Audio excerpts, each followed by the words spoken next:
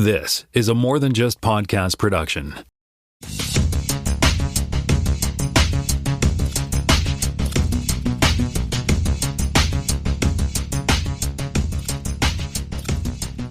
Welcome to this podcast, Season 4, Episode 42. My name is Tim Mitchell. I am back in Toronto, Ontario. And I'm joined once again by Jonathan Kuline in Mississauga, Ontario. Hello there. Sorry, Mississauga, Ontario, Canada, as he said last week. Well, there was only two of us. And we also have Jaime Lopez Jr. in Seattle, Washington, United States of America on the line. How's it going? It's going pretty good. All right, so let's... I got some fact check from last week. I'm not finished editing the episode, as I mentioned earlier, but... So, you guys were sort of wondering what that room was off the side of the house with the glass and stuff, and technically it's a greenhouse, but I believe the term is solarium when it's connected to an actual physical building. It's kind of like, off a wing or whatever. And you guys were talking about the breaking of the glass that young JL does after realizing his mistake by letting his mother let out of her room, and he throws the glass, or throws a rock or whatever through the glass and breaks it. And to me that was a metaphor for the breakthrough, right? That he's realized the error of his ways, but it's also a metaphor for the fact that the adult John Luke has discovered what it is he's been blocking his whole life from that memory. So this is why we miss you, pal. We miss this insight. Yeah. Anyway, so that's kind of what I had there. So I guess we'll just move on to the headlines, and JPK is up first. Yeah, we'll start on a bit of a down note, but an important one nonetheless. So this week, unfortunately, not that John Luke's mother hanging herself as in down note. Yeah, it's a different thing. This week, unfortunately, saw the passing of another comic book legend. We seem to be losing them at an unpleasant rate lately. Neil Adams, who famously was one of the pioneers of modernizing comic books in the 1970s and 80s. He passed away this week. He was 80 years old. He was sort of the first person that really started drawing comic book characters realistically, really started sort of taking them away from that sort of stereotypical cartoon style and started drawing that sort of, neorealism kind of look of the books. And in doing so, particularly on series like Batman and Green Lantern, the X-Men, he really changed the game. He really was a pioneer in this way. But beyond being an amazing artist, he also was really well known for taking up the cause of comic book artist rights. So he was one of the people who helped advocate for Jerry Siegel and Joe Shuster when it came back to, the fact that they had kind of, sold their Superman rights to DC a long time back for pennies on the dollar.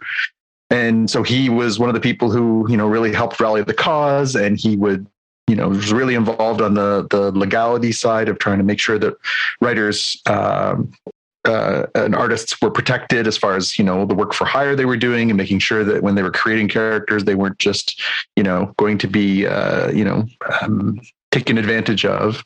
And that, as much as his art was sort of pioneering, it's that really, I think a lot of people will remember him for. I was lucky enough to have met Neil a couple times. He did an interview with me for one of the publications I was working for way back in the past, and he was a real charming guy. He had an ego the size of Kansas City. He was just a very larger than life personality. But boy, he knew how to sell. He could sell himself. He could sell his titles. He could sell the comic book industry. He just was a master at selling all the work that he did and selling his counterparts across the industry. And he's just this big personality that really, I think, will be missed in the comic community. Again, he came to a lot of different events, like right up obviously into his 80s. He was just this presence, and it's a really, really sad loss for the comic community. So coming back to the drawing style, was he? You mean like he wasn't like drawing the bulked up sort of superhero distorted human being kind of Well, views, so if you look back towards, the 1930s, 40s, 50s, and even into the 60s, comic books were done in a much more sort of cartoony or sort of I don't want to say childish because I think it's insulting, but in a little bit more of an exaggerated fashion. They were, when you think about sort of the opening animation to the Batman cartoon or the interstitials where you saw, Batman and Robin as sort of these, smiling, very plain. He was one of the first people to actually draw, muscle definition and just dark shadows, and really took the approach to comic book drawing away from the sort of the Archie comics, the sort of innocuous stuff, and really started to give it an atmosphere of, wow, Gotham's a dark and scary place, Batman's a scary guy, and he drew real emotion on people's faces. It wasn't just straight lines and squiggly lines. It was, teeth bared. It was emotion on their face with, these dark shadows, and the work that he did, his line work was so beautiful. He really changed and paved the way for a lot of artists to come. There's a real path from what Neil did to what Frank Miller did with Daredevil to, moving into the grittier comics of the 1980s, to that real shift to maturity in comics. Comics aren't just for kids. They're, a serious medium where serious artists can do their work. He's just an absolute game changer in that way. And, I think everybody who's a, comic fan historically, owes him a debt. Okay, cool. Right. Yeah. So farewell, Neil. Thanks for everything. It was, it was a great pleasure to meet him, and a great pleasure to continue to look upon his work for years and years to come. Speaking of DC Comics, got a little bloodletting this week. So we knew that, we had a conversation in previous episodes about how things might get a little shaken up now that DC is in line for a possible restructure. They've been obviously, the Discovery Warner Brothers merger. And we talked about the possibility they might clear the decks on the CW stuff. Well, sure enough, the axe fell on 2 series. So Batwoman has been canceled after 3 seasons. There will be no season 4. And sadly, Legends of Tomorrow has been canceled after 7 seasons. I did not really continue with Batwoman after the first season. I got to admit, I kind of had to grit my teeth just to get through the first season. And then when they had the whole turnover of cast and they went a different direction, I just never got back into it. Legends, I really, really loved. It was just so joyful and madcap and just, just the quirkier side of superherodom, which I quite enjoyed. So it's disappointing to see that go, although with any series getting into that, length of run, almost the entire cast had turned over. It was about sort of evolving from one thing to the next. And, obviously I wish they could have gotten a nice solid season to get some closure, but I don't think it's the end of the world that's gone as well. So what that leaves us with is, not a lot of DC content left on CW. We've obviously got The Flash, which we know has been renewed, although I think we talked about a couple of weeks back, we talked about the fact that it might be getting its own sort of shortened and, conclusionary season coming up for season 9. We've got Superman and Lois, which is going to be going into its season 3. We've got Stargirl going into season 3. And then we've got Naomi, which is not connected strictly to the Arrowverse, but it's also a DC property. But it'll be interesting to see if this is sort of the beginning of the end for the so-called Arrowverse. I mean, I know you're a fan. What do you make of all this? Yeah, historically was into the Supergirl series before it ended. Really only saw Arrow and Flash and Legends of Tomorrow when they crossed over into the big crossover stuff. So sort of vaguely familiar. Watched the first season of Batwoman. Wasn't too into the character change in season 2, so I think I punted after like 2 or 3 episodes of season 2. Superman and Lois I've been following for the past, I guess they're close to the end of the second season, and still digging it. It's got some CW problems, but still keeping me around. I am kind of wondering what's going to end up happening here with, just the natural sort of state of things seems to be let these licenses run out, don't renew stuff, and then revamp everything back over on the mothership brand, which would be the HBO Max stuff, right? Just like Disney saying, yep, don't renew any of this Marvel Netflix stuff, let it run out, wait out the clock, and then bring it all over to Disney Plus. I just assume that the sort of long-term plan is to bring all of this stuff over to HBO Max.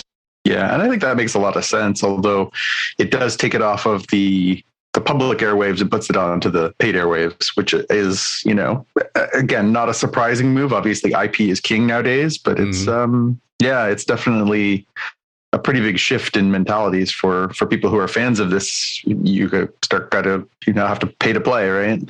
Yeah, and there's kind of like a little bit of a charm for the CW-ness of like, okay, every time Supergirl does something super, like, it needs to be like a 5-to-1 ratio of her doing something, cheap to film. So yeah, there's going to be a big emotional moment with her sister for like 10 minutes for the like 2 minutes that she spent doing superpower stuff. And it's got some charm to it, right? When you go full streaming, it's like, bro, how much money did you spend on the background? Is it $10 million per episode that you're spending? Like it just has a different flavor. So I don't know if they'll, continue to find some way to get a little bit of the, the warm fuzziness type stuff versus, everything is a premiere, everything is a crown jewel that hopefully wins an award. Sometimes I kind of just want to show that, has Coca-Cola and Huggies diapers in the background for commercials. Yeah, it does say in this piece, so the piece we've got is from Den of Geek, and they had a nice piece, and it does point out that May 19th is CW is holding its upfront presentations. So we might get some more clarity around whether or not Flash is going to be indeed its final season, what's going to happen with Naomi, whether or not it's coming back for another season. So we might get just another tip towards, where we're going with all this. And then we can start speculating on what they might or might not revive. All right. Next up. So Spider-Man director John Watts, who I think we can all agree did a really nice job with that sort of 3-part origin story for the Tom Holland version of Spider-Man, was supposed to be moving on after completing No Way Home to the Fantastic Four project, the first one under the MCU banner. And unfortunately, this week we got news that John Watts has withdrawn as the director. So there's a piece from Deadline, an exclusive from Deadline earlier this week, that he says that he's just ready for a break. He said, he committed to it. He was into it. But after finishing the Spider-Man trilogy, he said he just wants to take a break from doing superhero movies for a while. And he's going to go and just take a break and do some other stuff. So it's not the end of the world. It's not as contentious as what we saw with the Fast and Furious Part 10 this week, where Justin Lin apparently was so fed up with his star that he decided to walk out and never come back. So it's but it's still disappointing. I think Watts did a really nice job, and I think I was kind of happy to know that somebody who gets that, you don't have to hit every single beat of the origin story to tell a good origin story, was going to be tackling Fantastic Four. But I think, I'm sure that Marvel being Marvel, I'm sure they're not going to find a nobody to come in and fill his shoes. So we'll see. So it's not dead as a project. It's just No, I think they've committed to it. As a matter of fact, I'll be curious, and maybe we'll talk a little bit about the Doctor Strange of it all later on in this episode. But now that Doctor Strange and the Multiverse of Madness is actually, it's coming out as we record this. It is now playing in movie theaters. The Illuminati, which has been hinted at in the recent commercials and trailers. Reed Richards of the Fantastic Four is part of the Illuminati. So I'll be really curious to see if we get a cameo from him or not. But if we do, that will be a huge reveal, because who is going to play that part has been a lot of speculation. And then where that spins out of there. So I'm really curious to see what they do. Like, who is in the MCU Illuminati? Oh, right. Well, seeing as we were talking about Star Trek, interesting article here that I found written by the son of I forgot his name now. Rod Roddenberry, whose mother, of course, was Majel Barrett Roddenberry, who plays number 1 in the first series, North Chapel. She played Lwaxana Troy, and a few other characters. She's the voice on Discovery's computer. I'm not sure she's the current voice on Discovery's, but she was in the first season, I think. And just an interesting article here about how it wasn't so much his father, but his mother who fostered his love of sci-fi and taking him to see Star Wars when he was a kid and all that kind of stuff as well. So interesting right up here on Majel Barrett. Yeah, just check it out. It's a good little story there about how supportive she was. And for the record, he just sort of said that the character she plays as Lwaxana Troy is probably the closest to her in real life. Yeah. So walking around nude is the... I was going to say, exactly. Who knows? Anyway, that's it. Cool. Next up, we got news this week of an interesting crossover. So Blake Lively, well-known actress, is going to move into directing. She's going to make her directorial debut with an adaptation of the graphic novel Seconds, which was written and illustrated by Brian Lee O'Malley. Brian Lee O'Malley, for those of you who do not know, was the creator and writer and illustrator of Scott Pilgrim, which, of course, was famously adapted by Edgar Wright 12 years ago now. It's hard to believe. I've read it. I read Seconds when it came out. It's a good book. It's an interesting story. It's about, it's kind of a weird story. It's about a chef who has the ability to go back and time and fix her past mistakes, and by using mushrooms in her cooking. It's weird. It's a weird story. I'm sure, like Scott Pilgrim itself, I'm sure it will translate in an interesting way. But it's good to see that Brian's getting more work, getting more of his work adapted, because he's very talented. And also, I think it's interesting to see. It'll be interesting to see what they do with it, how they adapt it.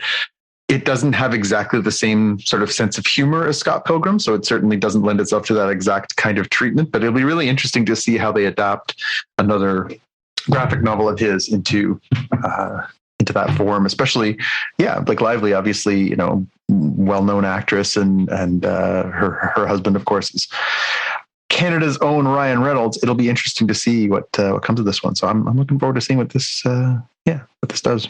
Cool. Apparently, Paramount Plus is doing pretty decent. It's only a few years old. It's up to 40 million subscribers, even though it's not generally available in like a ton of places. It did add 6.8 million subscribers in the first quarter of 2022. They're slowly building up stuff. They've got this whole train of Star Trek stuff, which obviously we've been. What episode is this of the season? 40 something. 42, because they've not had hiatus. That's what you want out of your streaming provider, right? Keep giving us reasons to plunk down the cash. And they've added Halo. They've got some other things out there that we'll talk about later. I don't want to spoil my watch list item quite yet. But they're doing decent, so won't be surprised to see more of the CBS, Viacom, Paramount stuff head on over to Paramount Plus as at least the beginning point for a lot of what they do. So, I mean, Netflix has 200 million, and people were freaked out that they dropped like 200,000. So do the math. They're still 160 million behind Netflix. They're not overtaking them anytime soon, but they're competing. It's not bad. And, I'd be really curious to get the breakdown on how many people are subscribed for Star Trek. Yeah. All those people who subscribe to CNN Plus are like, what do I do with my money now? Like, maybe I'll go over to Paramount Plus now. All dozens of us came over. I was going to say, all 25 of them are going to move over at once. Yeah. Cool.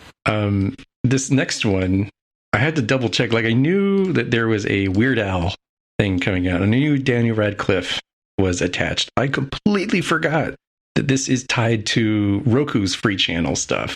So in the wild world of everybody's got a streaming service, Daniel Radcliffe playing Weird Al Yankovic in the biopic coming this fall, apparently, to the Roku channel. I think that might be available on the web. I don't know if you have to actually have a device or not for that. I think the free stuff on the Roku channel is ad supported, kind of like Crackle or Pluto TV. Did you guys get a chance to take a look at the trailer and bask in the old school Yankovic glory? I did, and the funny thing is, do you guys remember? It was maybe like 2 years ago. I want to say it was College Humor. Somebody did like a spoof trailer of like the dark side of Weird Al behind the scenes, and it was a biopic, but it was like portraying him as this like super dark character and stuff like that. Like it was hard not to like see it as a satire of itself, and maybe it will be, but it felt like really surreal to see a biopic of Weird Al. Mm. Indeed. Well, maybe Weird Al will do a spin-off on it. He's going to do an homage to himself. Yeah, that would be cool if he were to drop a new album and had the biopic in some way, shape, or form in the music video. That would be great. So Jimmy Kimmel has COVID, and I was watching the Jimmy Kimmel show last night, and there's a guest host who's a comedian who I'm not familiar with, but apparently Mike Birbiglia. Is that who it is? Yeah, Mike Birbiglia's been on this week. Ewan McGregor's daughter is a huge fan of this comic, and but so in the conversation he was talking about how he got to see Star Wars when he was a kid. It was Star Wars Day, obviously, yesterday, May 4th, and he said that he and his brother were being taken to see his Uncle Dennis, who was in this movie which he didn't know what it was, and it turned out to be Star Wars, which blew his mind. My question is to the group: who did Uncle Dennis play in Star Wars? Oh, I know. I mean, got a guess before the spoiler guy goes in? Let's see. Ewan McGregor. Who did Ewan McGregor play? Was there somebody who was very obvious? Not Ewan McGregor, but his uncle played. Well, yeah. I mean, given the age, like his uncle, I'm like, from unless it's like an Uncle Ralph, the American cousin kind of thing, I'm going to assume comes from the same part of the world. Man, I can't even. Was it the bartender from the cantina? No, that's one guess. No. How many guesses did we get? He gets 3. Oh, okay. Background. Think Rebels. Really? Drawing a blank on anybody except the pilots, like Porkins. Close. No, close. Wedge. No idea. I'm completely drawing a blank. Okay, John, hit him. It's Wedge. Oh, cool. Got it in 3. Yeah. As I started making my way through the pilots. Awesome. I did not know that. Yeah, Cool. I remember reading about that when Phantom Menace came out. They talked about how funny it was that he was actually related to somebody who'd been in the original trilogy. I don't know why that piece of trivia stuck in my brain, but it did. Yeah, I might have heard it before, but it was really funny to hear it from him, like being told. But he didn't tell us what movie was he was going to see his Uncle Dennis playing. Anyway, which leads us to the next thing. Because, of course, we're talking about the upcoming Moulin Rouge 2, right? That's right. Yeah, actually, I saw your post about this and thought, I can piggyback off that, no problem. So I dropped in. This week we got our first sort of more full trailer. It still feels like a bit of a teaser trailer. It is a little bit longer and a little bit more detailed than the first trailer they dropped for the Obi-Wan Kenobi Disney Plus limited series that's coming at the end of May. It didn't really go a lot further than the first one. What were your impressions, guys, of this first longer trailer? I'm still hyped up for it.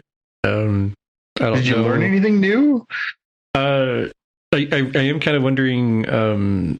There's a couple of like timeline things of when in A New Hope, when Luke says, "Hey, so this droid is talking about Obi-Wan Kenobi. Do you think that's Ben?" I was like, "Oh, okay. He remembers like almost 20 years ago when he dropped him off and all that crazy stuff that happened." I didn't interpret it as like, "Oh yeah, like 5 years ago." 10 years ago I saw him, or with the Darth Vader stuff. It's like, Obi-Wan, when I last saw you last week, I've become the master now. So I am kind of curious how they deal with those parts, but the non sort of timeline, depends on a certain point of view sort of interpretations. I am excited to see, like, what the heck was that guy doing other than just visiting bars and causing a ruckus for all those 20 years. Yeah, interesting. Yeah. What I was going to say was that one review I heard was that Uncle Ben was pretty harsh at one point, because in the middle of the clip he talks about, stay away from my nephew and kind of. Oh, Uncle Owen, yeah. Uncle Owen, yeah. So, because he's and I don't like it when they sort of do these sort of, like, filler comments, because I mean, in the movie he kind of makes an offhand comment about the crazy old man, up in the hills kind of thing, right? Which is a bit more fitting with, do you really know the guy kind of thing, right? And now what I was going to say too is also, now that I've finished Rebels, I have a better idea who the Inquisitors are, right? Mm-hmm. And there's the scene where you see the three of them, and the one with the circular lightsaber on his back. I don't know if that one particular one has a name, but he's the Grand Inquisitor. Well, there's three of them though, right? There's the main one, and there's the there's the sisters, the sisters and the brothers, but then he's the Grand Inquisitor. This is the pasty fellow with the wrinkles on the face. Yeah. So as a quick aside, now that you finished that, what are your impressions? I didn't know you'd finished. I haven't finished. I'm almost finished. I just realized it. Yeah, I'm sort of I'm at the part where spoilers. What's the young kid's name? Ezra, yeah. So Ezra's got the whole slick back. Yeah. New hair. Yeah, new look for him, new look for Kanan. Yeah. Yeah, and Kanan's learning how to use his abilities now in a different way. Right? Yeah. Without spoiling too much. Yep. So you watched the Twilight of the Force episode, the big duel between Maul and those guys? No. I don't know where I am in. All right. Well, you finish and you let me know. Yeah. Because there's a few like killer episodes the last couple seasons, just great ones, real good Mandalorian stuff, really good Ahsoka stuff. Yeah, lots of good stuff. Yeah, I think I don't think this has changed anything for me. The Obi-Wan trailer, it wasn't like, well, I wasn't going to watch it, but now I am, or I am going to watch it, but now I'm not. I think I side with the internet on this one. I was looking on Reddit and I was looking on social, and everybody's like, "Cool, excellent second trailer." Darth Vader, maybe? Can we see like the Anakin of it all? Can we see, you hear him breathe. You hear him breathe, right? You do. And obviously you see him being assembled like a Lego kit in this one too. But I do think that it makes sense for them to not want to spoil, obviously, how they're going to treat the Anakin / Darth Vader of it all. But I think that's the part everyone sort of, I do have a question to get to. Yeah. I have a question though. So watching Rebels and watching bits of Star Wars again, obviously, because I watch it all the time, is like, so how did Anakin Skywalker get so tall? Lifts. I feel like we just saw it in the trailer. He was like, "Hey, upgrades." Yeah, I think honestly, I think that's the whole thing. Is he's now as a more machine than man is what Obi-Wan calls him, right? In the original Star Wars. I think the idea is that not only is that suit keeping him alive, but I think, obviously it replaces his arms and his legs because he loses all of those. Yeah. But I think it also, it is a suit of armor. It's meant to make him taller and bigger and even more powerful than he already was as a Jedi. So, true. Yeah.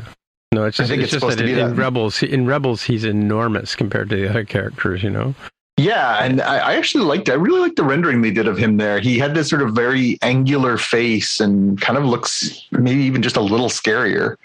Yeah. But yeah, I think it's going to be fun to see how this all shakes down. I mean, it's a weird one though. I still feel the same way about this as I do about every prequel.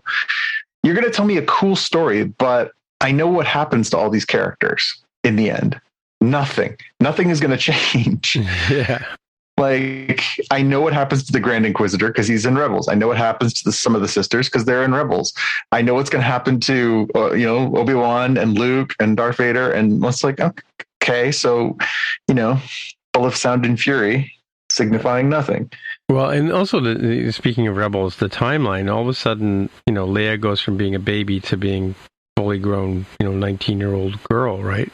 Well, when she appears in Rebels, she's definitely older. Oh, but in the Ahsoka book, she's toddler. Yeah, but the Ahsoka book is set further back, right? The Ahsoka book is set more like a little after Bad Batch. So she's definitely, there is definitely a time element there. So there's time to have an Ahsoka 2 book, right? Yeah. Well, yeah. It's tough when they interleave. They need like a, last time, and then they show you some other show and then say, meanwhile, and then go into this show. It's like, oh, okay. So it was when Ezra had that bad burrito and he was trapped in the trash compactor, okay. So that's when that happened. So you get a better idea of the time versus, just going episode to episode. It's like, wait, where does this take place? Did they mention something casually going on? Yeah, there's lots of 5-second rewinds in either the book or these series when all of a sudden, where did they get that sword from? What? Yeah. It does all tie together though. Like it really, I think especially it is definitely long past time to consider the elements from the cartoon series as, major and important critical canon for what's happening in the Disney Plus series. Because it's definitely helpful for the Disney Plus shows, but I mean, like it's really like introductions of characters and backstories, and there's a lot of stuff there that you're going to miss out on if you don't watch. That's true, and that's kind of funny thing is like now people are going to watch this Obi-Wan Kenobi show and they're going to see these 3 Inquisitors and not really make the connection that you and I are making with them now, right? Yeah, although it's funny because the other thing that is factored into it, Disney announcing that everything is canon has never been more relevant because there's also stories about these characters from the comic books that are relevant. And beyond that, Jedi Fallen Order, Star Wars Jedi Fallen Order, which was the video game that came out 2.5 years ago, has a big storyline that involves some of these characters. So it's all tied together. Like the piece in the trailer they show where they show this sort of like, weird pyramid type building sticking out in the middle of the water, that's straight out of Jedi Fallen Order. So it's interesting that they're tying all these elements together for sort of the completists. I just hope they don't leave people behind who aren't. Right. Yeah. Well, we can ask Jaime or Xavier afterwards. Yeah. Speaking of franchises that aren't Star Trek. Yeah. Well, trailers. So just this morning, we got a new trailer for the new Game of Thrones series, House of Dragons. Again, definitely more fulsome trailer than we had seen previously. Previously, all we had sort of gotten was these sort of weird atmospheric, people with blonde hair standing on a beach kind of things. This one, a little bit more so, some of the characters, a little more to the setting, trying to sort of get a little more to it. Still a little cryptic, not exactly. For the GOT heads out there, there's, obviously you can parse the heck out of this stuff. We do know, again, it's a prequel. Everybody knows that Jonathan loves prequels. We know some of these characters. We know some of the history from the stuff that George R.R. Martin's already written. So people are already putting this stuff together and breaking it down and figuring it out and all that. But I don't know. Again, I like that at least in this case, it's not like one generation before. I honestly feel like that was the biggest flaw. It has been the biggest flaw in a lot of prequels is where they try and sort of tie it together with, it's just a generation before. So you get to meet everybody's father, you get to meet everybody's mother and find out where they came from. Like, I don't care.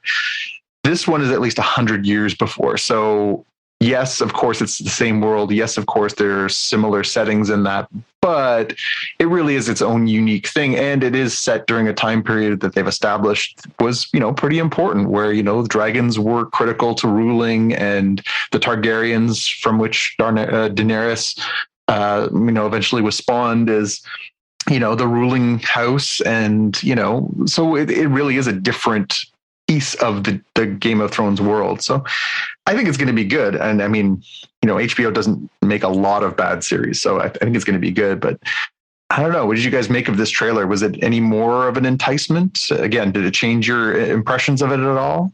You go, Jaime. I didn't watch it.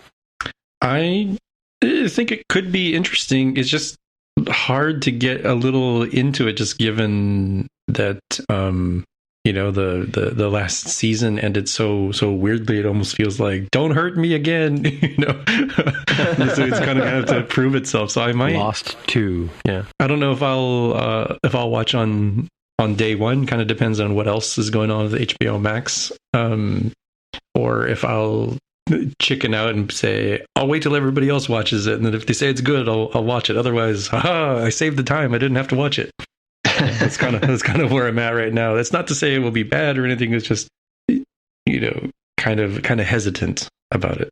Well, we're at that part of the show where we start talking about the Star Trek stuff, and this week we have 2 Star Treks, one ending and one beginning. And so I'm going to cover the Picard finale called Farewell, and surprise, surprise, we have 2 episodes in this one. So kind of a weird episode in that, it kind of ended in the middle and then kind of ended again in the end, because it had 2 sort of storylines to wrap up, I guess. So, and it was, I think, roughly a little bit longer than an hour, but I can probably tell you what happened in about 10 minutes. So let's go. So we start off, the crew has lost their ship. Queen Agnes has taken it off and run away with it. So Picard is reminiscing about the bullet holes in the walls in Chateau Picard that are in fact the same bullet holes that were there when he remembered as a kid. So weirdness, but there you go. So they assume they're in the right timeline, or things are starting to come back together a bit. And as you guys left off in the last episode, they were trying to puzzle through what this comment about the fact that there need to be 2 Renees, one that lives and one dies, which is what the puzzle that Queen Agnes leaves them with. And I like Jonathan's comment from last week where we almost need to have the Seth Green character. Is that the character from the Austin Powers series? Just kill him. Don't have to explain to him what's going on. Yeah. So we need someone like that in this show. So meanwhile, the whole team sort of quickly, Bic pens or uses. Talon has this Bic pen that she flicks that they all transport into her place. She hands them a bunch of Romulan tricorders and says they're probably just like the ones you guys are using, so they should be fine for you. And they've all got this sort of plan that they're going to go to Soong's house to stop him because they're getting these signals from Soong's house that that's where the action is, and so they're going to jump over there and get him. And Talon sort of says, no, I'm going to go to the launch. I'm going to be closer to Renee for this thing and make sure that she's doing what she needs to do. And she kind of gives Picard the evil eye, going, not now, we'll talk about it later. And as she beams away, Picard steps into her beam and disappears with her. So, and of course we have the title scene at this point, and they're confronting. She confronts him, saying, "What are you doing here?" And why are you here? And he's like, I know what you're doing. I don't want you to sacrifice yourself for her. And so he tries to convince her not to do this. And she's, my fate is not for you to decide sort of attitude. And it reminds him that all this sort of wanting to be the white knight and ride in and save the day, is sort of a reflection on his mother. That it's not your fault that people die, and it's not your fault that your mother died. Even though that this is the case, and don't worry about me. This is my choice. I'm doing my job, right? So leave me alone. Meanwhile, at Soong's house, the team beams in, and you can hear Soong's voice as Raffi and Seven and Rios arrive, and he's tricked them because he's not there. It's just a tape recorder. It's the cassette trick running, cassette tape player, playing his voice in the background, and so because of course he's at the launch as well, and. So he's got this, he set up 4 drones that are going to go and attack the ship, and so they need to figure out how to hack into his system. And of course, Rios is the hack master, and she's going to dive in and try and take over these 4 droids. Back at the launch site, Talon, we see a bunch of technicians running around in red jumpsuits, and I kind of wondered to myself for about a split second, going, I wonder what Talon's going to do. Next scene, you see her. She's donned a red jumpsuit, and she's going to impress one of the dress crew that helped the astronauts get ready. Soong is there as well, and he's insisting on having. He's got this administrative person who's towing him around, and he insists on having 5 minutes of FaceTime with the launch crew. He wants to obviously go in and get his chance to attack or do something to Renee Picard. Meanwhile, so Talon walks into Renee's room, her dressed as her suit person and her suit up person, and of course, as soon as Renee realizes it's not her regular person, Maya, she says, "Who are you? Where's Maya? What have you done with Maya?" kind of thing, and BS. I know everybody that's on the suit up crew, and you're definitely not one of them. Soon at this point also starts to diss the escort. He's this milquetoast escort that's been wandering around with him, and walks away from her to go to the crew area himself.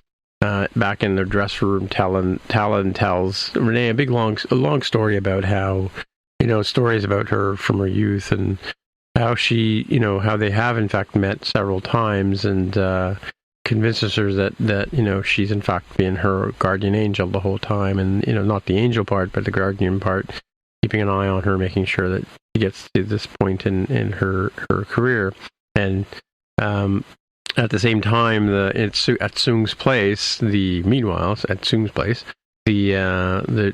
Soong headquarters, the drones are starting to launch one at a time to try and defeat, Soong's kind of, anticipated that they might try to disrupt the drones from taking off. So Raffi gets, under a lot of pressure to get that done, and she manages to get manual access control for Rios to take over and fly these things. Back in the dress room, Talon tells Renee that you need to trust me right now. So we see Soong coming down the hallway towards where Renee's room is, and you see, I'm doing air quotes, Renee comes out and says, "There's some crazy woman in my room. She's trying to stalk me." And so Soong takes her, touches her cheek and takes her aside, and speaks to her about, "Oh, we'll get you to the launch bay, and you'll be fine," and all that kind of stuff. Meanwhile, Rio has taken control over the drones, and they're flying towards the rocket ship, and of course Rios is able to take them out, and has one attack the other three and neutralize them.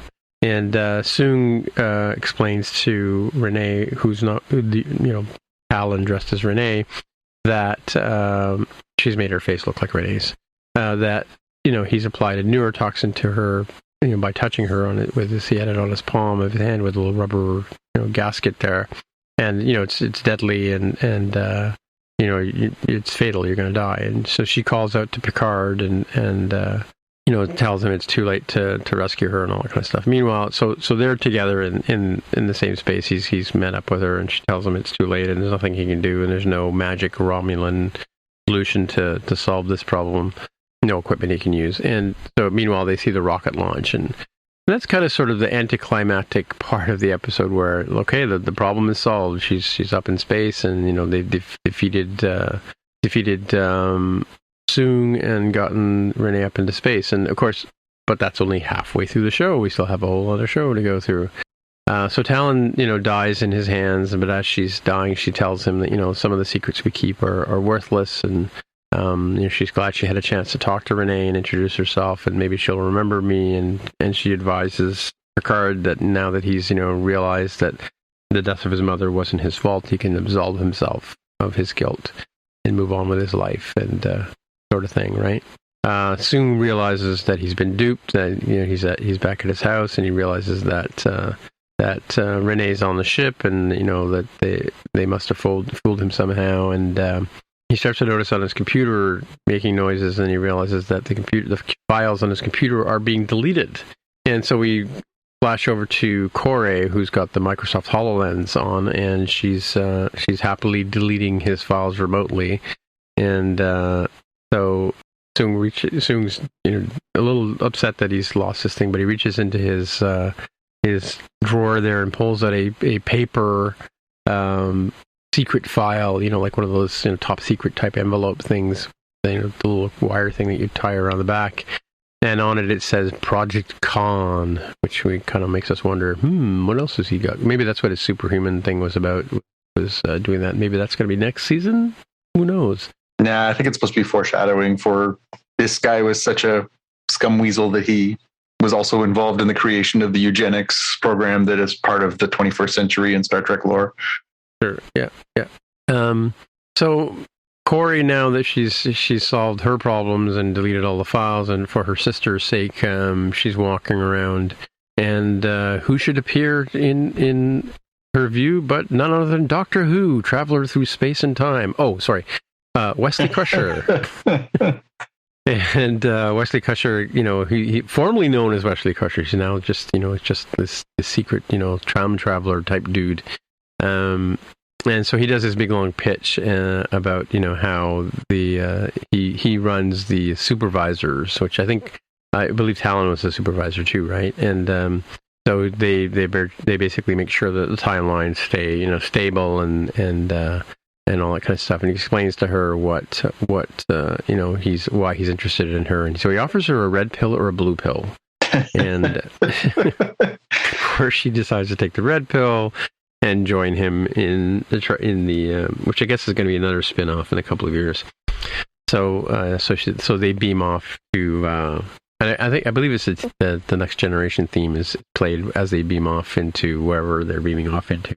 So they're Rick and Morty style adventures. That's kind of how I imagined it. Yeah, exactly.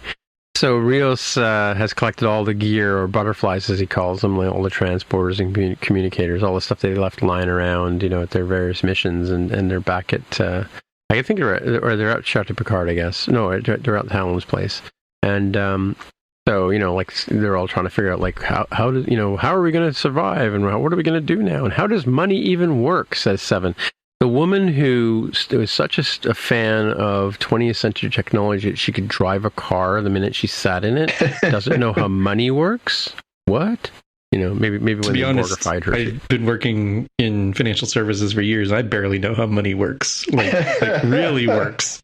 Not like in a, there's some cute example of a dog who noticed, like, hey, so he saw all these college students handing these green leaves, as far as he's concerned, to the person at this booth, and they gave him food. So he's like, hey, I'm going to try giving them a green leaf. and they gave him food. So guess what? He learned how money works as far as he knows, but he didn't actually learn how money works. Right. So you never saw the Lemonade Stand movie when you were a kid in school? All right. I think a Burger King training they showed us a Lemonade Stand movie. So we'd understand, that you have lemons, you have water, and whatever. So Raffi and Seven have a moment to themselves, and Raffi says, "Well, it'd be really nice if instead of all your Borg issues, and now that you've been Borgified, maybe you can forget about the Borg and focus on me now, right?" And of course, Seven takes Raffi in her hands and kisses her on the face and on the lips, and so Raffi's like, "What does this mean?" And so on and so forth. And Seven's like, "Just let it breathe, just stop trying to figure things out, let it go." So then we see Picard walking around with a skeleton key and puts it behind the brick so that he, as a young kid, can find it later on, and help his mother out of the room. It's strange because he does say in a previous episode, he says that key was popping up all over the place. No, he said that in this episode, which I thought was really strange, that he, like, how could he as a kid know about this key if he's just hiding it for himself now? Yeah. That's a paradox. Yeah. There's a bunch. Believe me, I've got a laundry list here. Well, I mean, yeah, and this is sort of a. It was better than Revenge of the Sith, in that it wasn't just a checklist of things that they had to check off, but it was very much a checklist, right? So, yeah. So anyway, so after he's done this, he meets up with Q, and Q, tells him, he's dying and he's leaving, and Picard says, "What does this mean?" And Q says, "Finish the statement." Okay, what does it mean to me, sort of thing. And he sort of tells him a bunch of different things about, the sort of relationship that they've had over the 30 years and that kind of stuff. And, Talon always dies in every timeline. This is the only one where she meets Renee, he tells him. And then why me? Why for 30 years are you chasing me? And Q says, "I'm going to die alone, and I just don't want you to die alone like I'm dying," right? Picard is, what's the purpose of my living? Like, is it because of something that am I required to be in this, to be around, to do this kind of, and he was like, get over yourself. Like, why does everything have to be of such galactic importance, kind of thing? He says, the reality is you matter to me, and like kings have favorites, you are my favorite. And so he says, I have one last surprise to leave you with. And so in the garden, the crew meet up with Q, and of course, Raffi's like, the mother, and then they, and Seven says, let's hear what he has to say before you kill him, kind of thing, right? And then he tells them that he's going to send them back. He's going to snap his fingers and back to go to the... Now, I guess now that they've righted all the things that they needed to right, he's going to send them back and at the same time sort of end his life. His sort of last move. And he's going to leave them with one little surprise. And so, are you guys ready? Your bags are packed. You're ready to go? And Rio says, well, no, I'm not going. I'm going to stay here with Teresa and Ricardo. And he says, when Picard asks him about it, he says, well, I never really seem to fit. I, kind of wandered around on my ship by myself, and I don't think I'll be any particular loss to the timeline if I go forward. Maybe this was the way it was supposed to be this whole time. And so as they're saying goodbye, Picard walks up to Q and gives him a big, a big hug and that kind of stuff. And then the snapping happens. And we're back on episode 1, where the Stargazer is about to blow up, and the countdowns, 10, 9, 8, and No Je Ne Regrette is playing. Edith Piaf's song is playing over top of the whole destruction sequence, and Picard realizes what's going on, and says to the computer, cancel auto destruct, and tells everybody to stand down and stop shooting at the Borg Queen, who's still got her tendrils into the consoles of the ship, if you remember from episode 1, and he says, let the Queen proceed with whatever she wants to do, and is like the song No Regrets. She's had 400 years to reconsider what's going on here, and he says, I believe, this is what you're doing, and the reveal is that the face of the Queen kind of reveals that it's in fact Agnes is the Queen, and the conglomeration of the Borg Queen and Agnes in the same body, and she, the song was played by the Queen to calm Picard, to remind him of his youth and that kind of stuff, and admits that she's still partly Agnes on the inside, kind of thing, right? And so, what's the point of this whole thing? Like, why did you called me? She called Picard to this quadrant because he would understand, and now that he's gone and had this little adventure, he will trust her, which we got to try and connect those dots now that I think about it. There's apparently a massive anomaly with a massive spike in neutrinos in the middle of the region where they are, and so let the Queen. This is why the Queen assumed control of all the ships, is that she needed to basically build a big giant shield. So she's going to coordinate all the shields on the various starships as well as the Borg ship to try and to control this whole situation. And so Picard at the same point does a field commission, and I think he appointed Seven captain. She sits in the middle chair, so yeah, he doesn't really say captain, but he does let her sit in the big seat. Yeah, and then she starts calling out all the orders to everybody, and tells the Starfleet to let full control to the Borg before they try and blast her out of the air. And of course, you get all the shields going, and this one particular ship, there's always one, is out of sync, and of course it's the Excelsior, and of course they communicate with the Excelsior, and of course it's Cadet Elnor. Surprise! And he's in charge of communications, I guess, over there. And he's like, "How did I get here? I was just shot dead a minute ago." And so apparently this is the surprise from Q. Anyway, so the anomaly starts to blast at them, and the shield deflected, and when all's said and done and the thing finishes, they realize that it's created a trans-warp conduit, and the Borg Queen explains that there's some sort of threat on the other side, and so she wants to let them have the Borg be the guardians at the gate and stay here and protect this thing, and ask basically to join the Federation as a sort of temporary measure. So we end on Guinan's 10 forward. Remember, is this on Earth? Where's her Guinan's bar? Yeah, I think it's back in California. Yeah, and so she's like, telling Picard, I couldn't tell you what I knew because it would wreck everything and ruin the surprise for you. And he says, you're pretty dumb. You haven't even noticed this picture here. It's been sitting here this whole time, and it's a picture of Rios and Teresa. And she tells about how they started this Mariposa mission, to sort of run around and save all the people around them. provide healthcare, and Mariposa is, of course, butterfly, Spanish. And Thank you very much. Call back. Yeah, and then she he asks, of course, how they died, and Teresa dies of old age, but Rios, of course, dies in a Moroccan bar fight over medical supplies, and so the crew all toast each other, and Picard says, "I got one more thing to do," and he goes to the Picard chateau.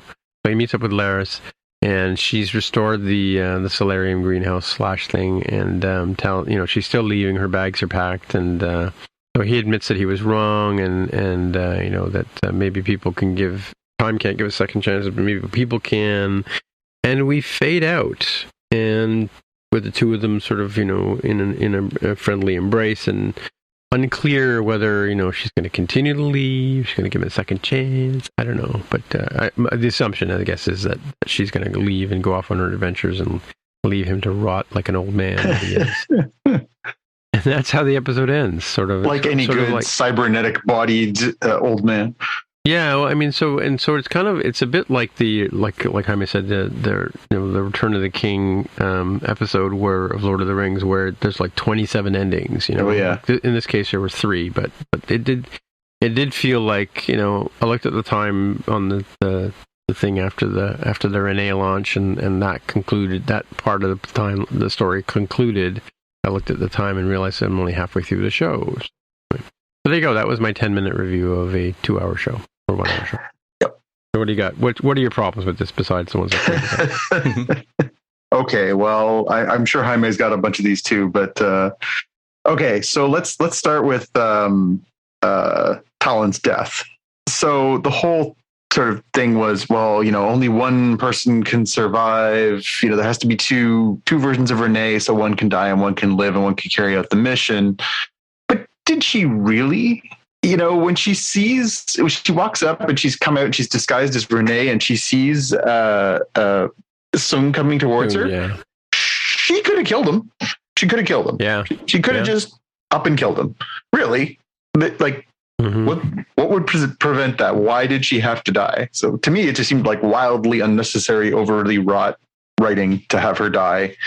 Yeah. Just because that fulfills this inane prophecy that never made sense to begin with. That's one. Yeah, and also, did we know that she could transmorgify into other people at any point? I mean, she could change her ears. Yeah, I think we're supposed to take it that she could. Takes the polyjuice potion, but we don't see that, right? Yeah, exactly. I think there's a Rios scene missing where we kind of needed more from. I guess we're supposed to take it from like the previous episode where Rios and Teresa kiss, and that's supposed to be like, and now we're together forever. But I felt like he's like makes the decision to stay. Shouldn't we have seen like him being like, "Hey, baby, can I stay here in the past with you?" I don't know. It just felt like there was something missing there. He was really backseat, other than the piloting the drones thing. He was really backseat in this episode until that point, and it felt glaring by omission that there wasn't something to indicate. I mean, I think we all knew that was coming, but I feel like it would have been nice to have a little more closure with Rios as the character. I mean, we watched him for 2 years. It's weird to have him just sort of step up and be like, "I'm staying." Now that brings me to my next frustration. So is he going to show up in the Picard movie in the middle of the movie when all is lost, and he's going to swoop in with the Millennium Falcon and save the day? Clearly not. He's dead. He died in a bar fight. Oh, right. Yeah. Well, yeah, that's true. Yeah. That's true. So his he says, "I've decided to stay," and Picard, looking very concerned, says, "Chris, you can't do that." And he goes, "No, but I want to." And he goes, "Okay." Like what kind of nonsensical like argument about interfering with the timeline is that? He's like, "But I want to," and Picard's like, "Okay."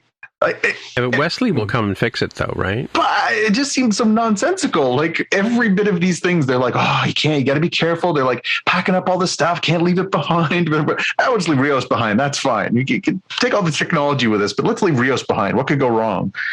Okay. Yeah, at least if like you compare it with, remember what their plan was in Star Trek First Contact. They said, "Okay, we're screwed. The Borg have taken over the Enterprise. Let's blow it up." We take the escape pods and we go find like some uninhabited islands or some middle of nowhere part of Yep. like New Zealand or something and trying not to interact with the timeline. Yep. The only way that Rios being in the past makes acceptable sense is if he didn't know diddly squat about what was going to happen. Which he does. He's really good at, he's really good at piloting, but man, he just did not show up during history class, so he can't pollute the timeline because he knows nothing that's concretely going to happen in the near term. Yep. Which is particularly funny. I don't know which order you guys watch these in, but we get, not to spoil too much ahead for the Strange New Worlds, but we see a little history lesson from Captain Pike, who's like, this is how bad things were in the 21st century. Yeah, and you see like wastelands and nuclear bombs going off, and you're just like, so Chris kind of had a rough time. This was a bold choice for Love. Oh yeah, knowing you're going to go into that. Yeah, true. Like he knows that there was going to be like Civil War #2 in the United States, followed by World War III, followed by nuclear war, followed by like it's a rough 21st century. He really kind of has like that's a lot to give up from staying in the past. But all right, so my ultimate one for this episode, and I don't mean to pick too much, it was an okay ending. It wasn't the end of the world. It wasn't terrible. It was a little quick. I think it was same, the Jaime Lopez hold my beer, let's wrap this all up episode. But the whole Laris Talon looking alike thing was never resolved at all in any way, shape, or form. It's just a coincidence that they're both Romulan and look identical, and it's never addressed or resolved. What the heck? Like that made all I could think in this episode was, well, it must come to a point where Talon's going to survive, and then in the future we're going to find out Laris is actually has lived this long, or is, a descendant, or was like snapped away as part of the mission and ended up in the future. I don't know what I was looking for, but it sure as hell wasn't never mind. Just don't worry your pretty little heads about it. Like, what? Oh, well, she spoke with an American accent that only broke like 45 times over the last 2 episodes. But either way, it's clearly a different character. Yeah, I feel like there's an out of universe reason why they went this way, but I've got a way to handle that out of universe reason. So in universe, it's a little bit weird that like, oh, so Picard, what changed your opinion? Because you were just like gonna let me walk. Well, like I spent the last handful of days lovingly gazing at somebody else who looks exactly like you for no good reason, and now I've realized the error of my ways. I'm like, okay, I mean, I guess good, because clearly I was into you, but kind of a weird, creepy reason for you to be into me now. Yeah. And he was gone for 15 minutes. It wasn't like he was gone for like, months at a time, right? Yeah. I think the out of universe reason is, I think they tried to keep like a bubble cast or something for the show. Oh yeah, that would be pandemic. Yeah. But here's my answer to that. I'm like, oh, so she plays this alien. Guess what? Put some loaf on her and say, hey, it's the same actress. And people be like, hey, is that like her? I was like, no, it's Zingdorf. Oh, okay, Zingdorf with like the weird green stuff on his face. Okay, cool. And he can clearly make himself look like somebody else. Like it didn't have to look like her. Didn't have to be a story reason to look like her. You can have the actress. I get it. You want to have like Laris appear and like, what the hell do we do? It's like, okay, just have her play multiple parts. There you go. Or again, just change them subtly enough so that you understand that he has feelings for both of them. And so there is a similarity there or whatever. But don't go to the point of him being like, oh, you look exactly like her. Oh, coincidentally, you're also a Romulan. They have that reveal where first it's like, oh, but you're human. Oh, you couldn't possibly be her. And then she's like, oh, but you got one right. I am actually a Romulan. Give me a break. What the hell are you talking about? Yeah, that was an idea that somebody should have put the kibosh on in the writing room, and they're like, yeah, this part doesn't make sense. Let's smooth it over with another revision. Yeah, that one's gonna sit awkwardly with me for a while, and it does kind of take the luster off the season for me because it just makes no good sense. Now, I say that maybe there's some fantastic story that's going to come in season 3 that's going to explain it all, but I don't think that's true. I think that we were just supposed to take it as a coincidence, which makes no sense at all. Okay, cool. And I think they should have kissed at the end because they almost kissed in episode 1. And I think to tie a bow on that, it would have been stronger if that had happened. That's what I mean. Like the whole, she sees him taking off in the ship in the first episode, and then, without explanation. And then she's packed her bags and she's leaving. I mean, theoretically, he's only been gone for 10 minutes, right? Mind you, he did stop and have a drink at the bar with Guinan, which that might have tipped her off. But, but like he's not been gone that long that, she would have, had time to sort of make this life-changing decision. And then, again, I just love this fact that these two people who are in this relationship never discuss, not that I know anything about that, but they never discuss what each other's plans are. They just kind of, he jumps in a plane and jumps in a shuttle and goes off to save the universe, and, she's going to go off on her own adventures and abandon him, essentially. Because, I mean, for all intents and purposes, she's his assistant, right? Yeah, no, yeah. Like he's going to have to go hire another sexy Romulan-looking woman to help him at his chateau, right? The only thing that came of this episode that I felt strongly about was, that's why they didn't get Will Wheaton for the next season when they're reuniting the original crew. Although that whole scene was weird. Yeah, like why was that even necessary? Like, it was not. It was completely just to get Will Wheaton a cameo in Picard. Oh, really? I think so. Did you guys think that served a greater purpose? I mean, Corey has theoretically lived her entire life in like her dad's basement. Her dad was a monster. Yeah. She's got this cure that Q provided her with. She got the last shot in by like destroying all of her dad's files. If she just goes off and like lives a happy life, I think that's perfectly fine. I would have been fine with her just like walking out into the sunshine where we knew she couldn't previously go, and like putting on a pair of sunglasses and walking down the street. That would have been a perfectly fine ending for that character. Did we need to have Traveler Wesley Crusher come back? No, that was just to try and pay back the setup of that from 1989. How was that set up in 89? Well, because he goes, is the first season or second season, he has the episode where he meets the Traveler, right? The guy who pushes the ship beyond. And then later on, when he comes back in season, I want to say 5 or 6, he ends up basically joining the Travelers, right? Like that sort of pays off. And that would have been like 92, 93, somewhere in there, 92. He has that. I'm going off to because he comes back. He comes back as the episode where he comes back to the Enterprise and he's kind of pissy and he's not happy with having gone to the Academy and he's not sure what he wants to do with his life and it's all disaffected. And then the Travelers basically come back again and say like, "Hey, join us." And he's like, "Cool." And he does that, and yet still somehow shows up for Riker and Troy's wedding in episode movie 10. So I don't know. I'm not sure how Travelers get around, but yeah, it just seemed like a really random, weird coincidence that he was like, theoretically, he would have been like working with Talon, part of that group. Yeah. And then to have it pay off like that, I don't know. It was weird. It was all weird. Yep. All right, well, let's move on to the new Star Trek.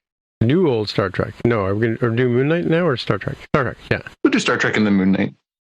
Yep, Season 1, Episode 1 of Star Trek Strange New Worlds, entitled Strange New Worlds. It starts off with a first contact, but from the other side's perspective, right? We've got the bunker, we've got alarms going off, we got, hey, our satellites picked up something, it's really weird, and there you go, there's a space saucer there, right? It's a Starfleet vessel. We leave from that, cut over to Bear Creek, Montana, where I put here the Captain Batal Love Shack and the Day the Earth Stood Still. So when after Captain Pike rocked her world, he said like, I'm really deep into irony, so I'm going to watch the Day the Earth Stood Still as I make some breakfast. Yep. He's kind of a grizzled man who has clearly not shaven for a while. He's Colin Bohannon is who he is. That's the character from the show he was on before Star Trek. Oh, really? I didn't. Yeah. Because he looked like that with a big beard and scruffy, Montana kind of look. Yeah.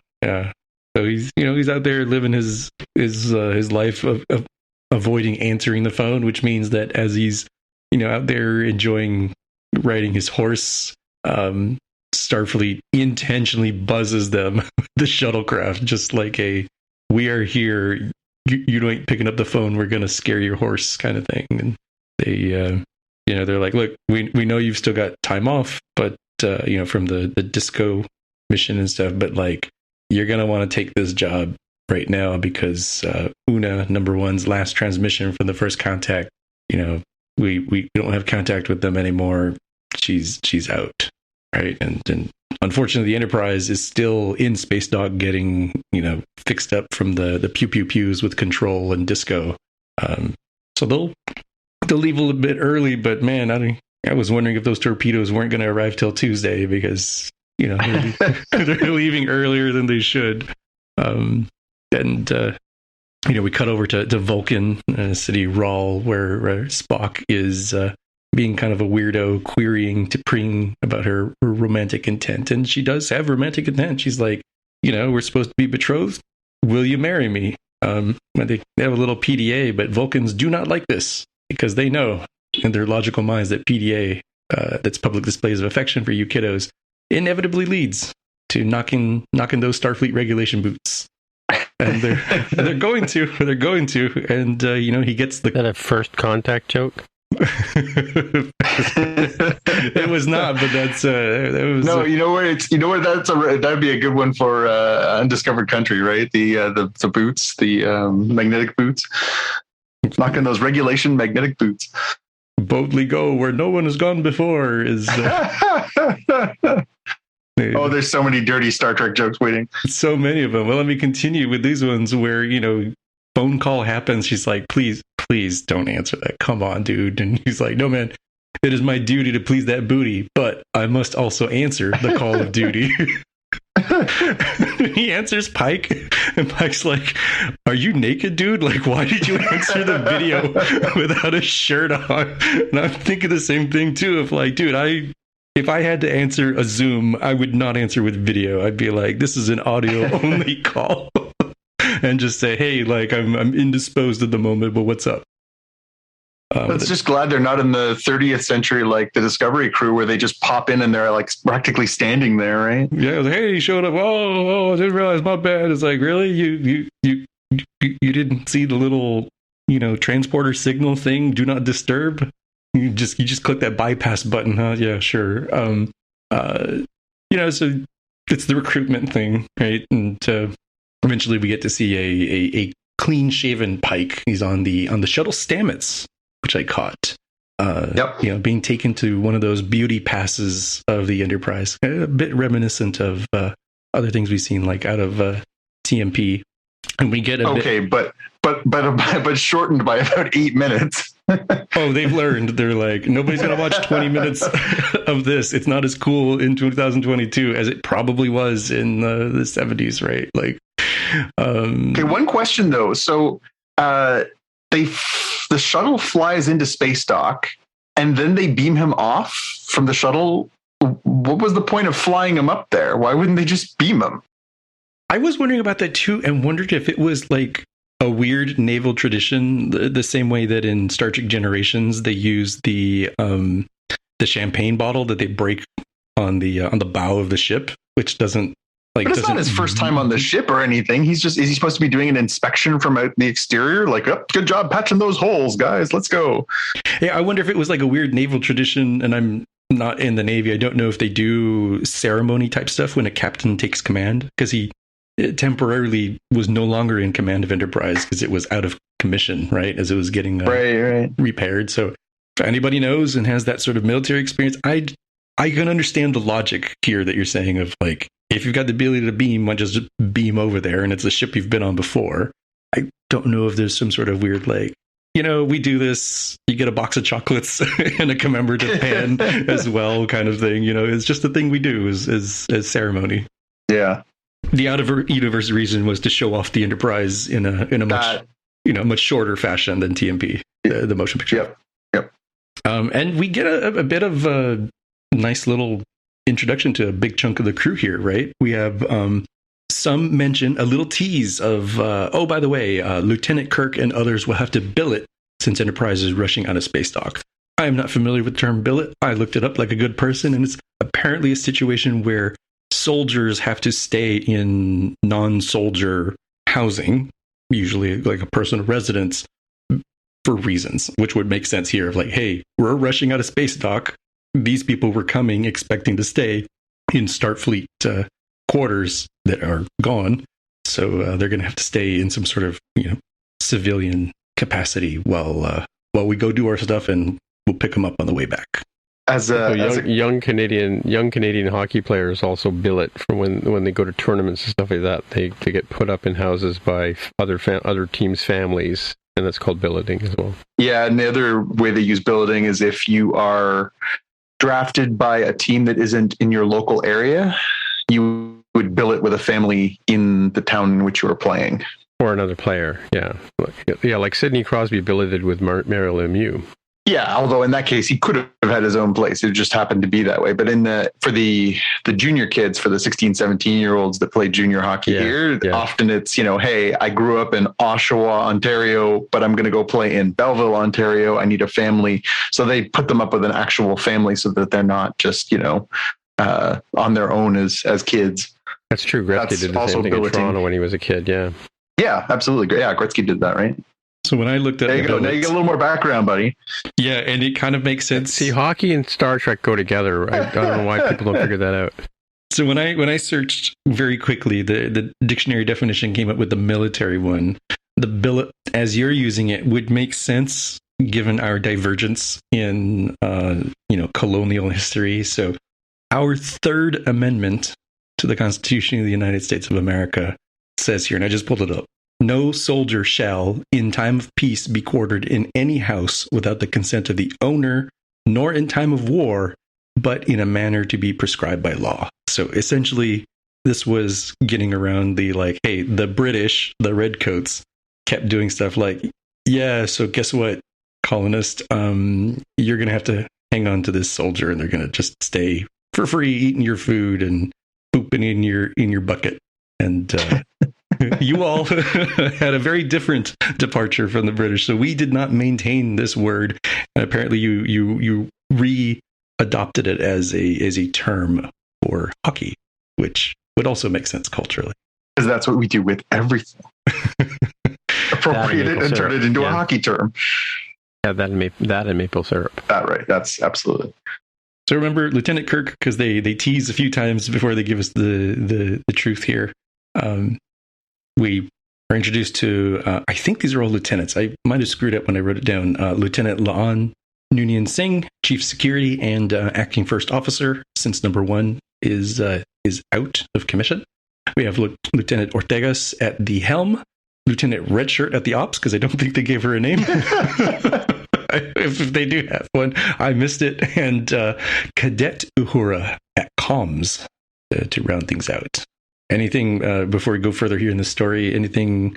I thought it was interesting here? That I don't know if you noticed too that the lady playing Uhura, when she gets a communication from Starfleet, she's got the little earpiece that she does, and she touches her ear the same way that Nichelle Nichols used to do on the TV show to indicate that she's getting a signal. Because in the 60s, people would have gone, "What's that thing in her ear?" Yeah, they did a good job of mannerisms. Both all the familiar characters definitely seem to have done some good lessons. Yeah. Carry on. Okay, no, cool. I just wasn't sure. I mean, it was I think pretty well done introduction to the bridge crew. I think out of universe, this is a bit of a departure from criticism of Discovery of bro, who is everybody except Michael and Saru, right? Who's who? Which one is Bryce and which one is Reese? Is here in very Captain Pike fashion, because he did do that on the Disco when he had command in season 2. Goes through the roll call, so we know who these people are, including new people, not just ones like Uhura that we have known before. But before they jet off onto the mission, Pike is just lost in this vision of his future that we know that he's going to have, and that they showed in season 2 of Disco when he went to the time crystal. What was it? Not a village. It was like a monastery or something. It was a monastery. Yeah. So this is going to be a recurring theme throughout the episode, and I kind of predict this will be a recurring thing throughout the season, as sort of like his character arc. So I think they're going to have a lot of episodes that are more episodic, but with the sort of larger arc of, what is destiny? How do you deal with destiny? And are you of the opinion that you want to know when and how you die? In this case, not in a literal sense for him, but as he says himself, and a little bit spoilers here, that like he's basically dead for who he was before. Like he knows this is coming too. So they warp off. We got the recap that Starfleet lost contact with the USS Archer at Kylie 279. And Pike ends up, going to his ready room, remembering his destiny, kind of helping us recap what happened to him in season 2. And Spock enters the ready room to understand his state of mind, because he's like, clearly something's up. You were not acting quite right on the bridge there. And nice quarters, by the way. Nice quarters. Yeah, that looks like ultra modern apartment. Yeah, they may not have installed the torpedoes, but they sure decked out the furnishings nicely. Yeah, my son and I watched it together, and I could tell him like eyeing it up for a future bachelor pad. The fireplace, the whole thing, it was nice. Yeah, he's of the era where you could probably, it's so easy to Google and find what did they do for this. You can probably have people who are providing, 3D models that you can 3D print some of the pieces that were custom and stuff. So there's no. Was that a holographic fire or was it real fire? And where did the exhaust go? Yeah, it had a chimney. So I don't know. Yeah, and like, is it not like a fire hazard? Maybe it is a holographic fire. It would make sense if it was. It would make sense if it wasn't. Wasn't real, just because there's no logical way to have a fire in a. It's essentially a submarine, right? That seems like a bad idea. Somebody who has visions of himself burning. Like, what's the point of having live flame in your room? I would have gone for the aquarium. I don't know. We do learn that the USS Archer is empty as they get to Kylie 279 and look for it. It's empty of its 3 crew complements, which is pretty light. What? Yeah. I guess it's mostly. Yeah, that's a big ship. How does it run like that? Yeah, a lot of automation for most things, I guess, and a lot of sensors, a lot of empty cargo space or something, because it seems rather big to just be like a shuttle complement. But the other thing that the crew recognizes, like, hey, the whole reason that this first contact was even possible is because, when we detect a warp signature, we go in, we try to say hello, and it's not making sense here. This backwater planet shouldn't have a warp signature. They don't have any of the other things that you would normally expect. So, security officer Nan says, we should prepare for the pew pew pews. I recommend we put shields up. And Spock's like, it's not protocol to be aggressive like that. And Pike leans into it and says, yeah, this doesn't feel right either. Let's go ahead and put shields up. And thankfully they do, because, they get attacked by some plasma torpedoes, I think they said. So something that's pretty primitive. It does some minor damage, but because they had the shields up, thankfully there's no sort of major damage there. It's a minor inconvenience. And they realize, this wasn't a warp signature for a warp drive that was detected. It was a warp bomb that has been created here on this backwater planet. So that's what accidentally drew the first contact mission. And they do acknowledge it, like, hey, General Order 1 is our prime directive here of, like, we're not supposed to be messing with other cultures. How are we going to go dig around and find our crew on this planet that isn't supposed to yet have access to the greater outside world? And that's where we get our opportunity to meet Dr. Mbenga and Nurse Chapel, as they need to take people down to sick bay to apply the face loaf in a genetic sort of way. In kind of a weird thing, like, I always assumed that they just kind of did like plastic surgery when they did this stuff. I had no idea it was like, this actually changes your DNA every time that they've pretended to be some other alien species. And in this, I thought for some reason it was like prosthetic or I don't know what, but yeah, that's pretty intense. Yeah, like 3D printed some skin and bone and like grafted it to you, and then they'll take it off later. I didn't realize that at least this technique involved changing your DNA. Apparently, it's painful, so most everybody gets a sedative, but one that doesn't put you asleep, which I guess is more of a numbing agent than anything else. But blocks your pain receptors or something. Yeah. I thought it was like, man, like Pike's gonna get that sedative, and he's sitting up. Shouldn't he be laying down? So he takes a little nap for a while, but more of a pain numbing agent. And Naan does not want any of that. She's like, give me all the pain. Then even Pike's like, yo, are you sure about this? She's like, oh, is this a direct order to take the sedative? He's like, no, I'm not going to do that. That's your decision. So this will come up later, but it was definitely something that stuck out. That, you know, she's like, just give it to me without any sort of way to feel less of it. I want to know what the pain is. And they do acknowledge that Spock's Vulcan DNA or half Vulcan DNA makes the process a little more dicey, and it's a little less stable. That will come up later in the episode, right? We also learned in this episode that transporters, man, they are a cosplayer's dream, because they don't even bother changing their clothes. They're like, yeah, the transporter can change your clothes in transport. I'm like, really? Interesting. Yeah, I flagged that one too. Like, that's the first time we've ever seen that, and you'd think that would be a handy thing to know. I don't know why it almost feels like people enjoy the cosplaying when we've seen on other episodes where they actually go through the trouble of putting on clothes. Like, I'm not putting on, this dirty underwear. So you're going to have to beam that onto me so I don't have to touch it for any more than I need to. Yeah, Spock points out the negatives of that, where he ends up wearing a pair of like shorts. Yeah, doesn't seem very impressed with. You get surprised, right? He's like, "Where's my pants? Why do I have these little boy shorts?" And also, if you were the transporter chief, wouldn't you just mess with people a little bit, like have people show up wearing like a tutu or just something completely out of whack just to mess with them? Just begging for practical jokes. They do some interesting things here with the transporter that come up in my description here, so hang tight. They get down to the surface, they realize, yeah, there's all of this like tension going on here. The whole warp bomb thing is because there's like a civil war kind of thing going on, and one side is like, we're going to use this bomb to blow up the other side. And so it's like, I wanted to flag at this point, they show sort of, I guess, local broadcasting shows the riots and people in, military uniforms and all that kind of stuff.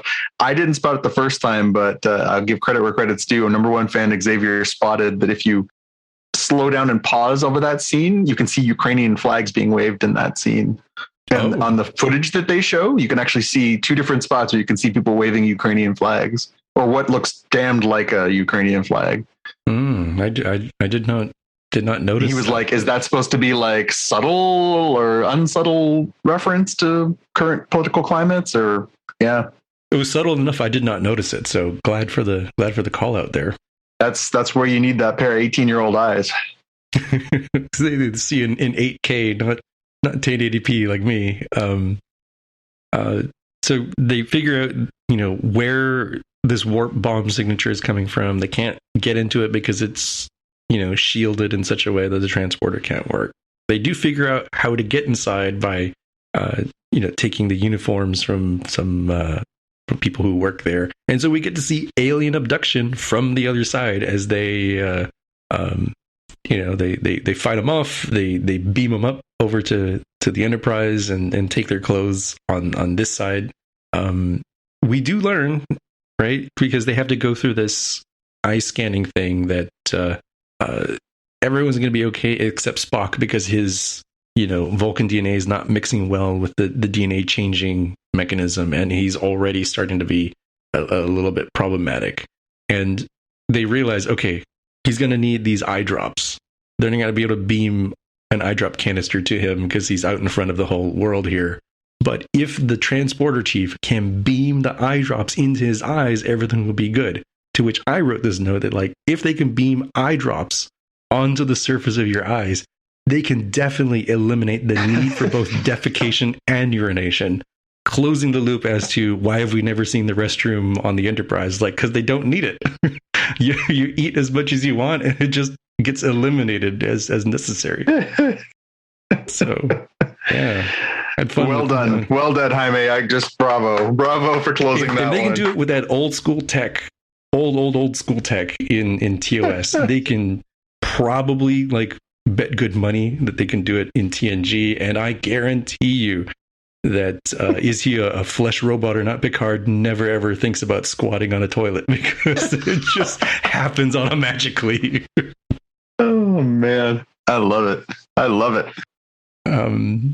So with Spock, they're in the elevator with a bunch of other people, and like his pointy ears are coming back, and somebody else notices, and they're like, that's kind of weird. And they kind of first though, she like puts the googie eyes on Pike, who just has like women all over the place who are interested in him. It's hilarious. The running jokes of like everyone being in love with Pike. yeah. He's as a dreamy sex object, no matter what species he happens to be. Yeah, he's got like all the artificial DNA in there to change him to look like a person who's from this, strange and new world, and women are still like, "Hey, how you doing?" Yeah.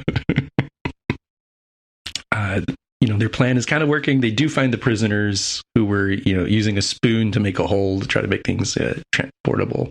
You've got Spock, who just can't take any more because it's like painful as this transformation is occurring. He screams, and that alerts some guards. They have to fight. They have to punch their way out, and they do eventually realize how this whole thing sort of came to be. And we're like, how the heck did this backwater planet figure out, how to create a warp bomb? But they didn't create a warp drive first. And number one, Una says, like, well, it kind of turns out that this planet is close enough to where the pew-pew-pews happen between the USS Enterprise, Discovery, and Control. And the fireworks there were so awesome that even the meager telescopes and telemetry, it's possible for these folks. They couldn't help but notice it. And apparently we're good enough to reverse engineer at least partially what could be done with that sort of stuff. So they've, got this decision here of like, all right, General Order 1 says we shouldn't do anything further. We've already accidentally damaged this culture, but Pike, makes a command decision. It's like, look, man, we already screwed up this culture. Let's see if we can undo the damage. And they go with the like, okay, everybody else is beaming out except Pike and Spock. And Pike's like, we're going to go out here and talk to people. Spock says, but I look like an alien. That's the plan, bro. And they go out, open up the doors or elevator or something. They have all the guns in their face. He says, "You take me to your leader," in the very 1950s, Daily Earth Stood Still kind of way. Yeah, it's a nice callback. Yeah. And they do have a discussion with the leader, and the leader's like, look, man, your whole thing here is really inconvenient. Like, your whole story here and you're telling me this warp bomb thing is not a great thing, but like my whole job is to make sure that my side of people continue to survive. And while I can hear what you're saying, I'm not buying into it.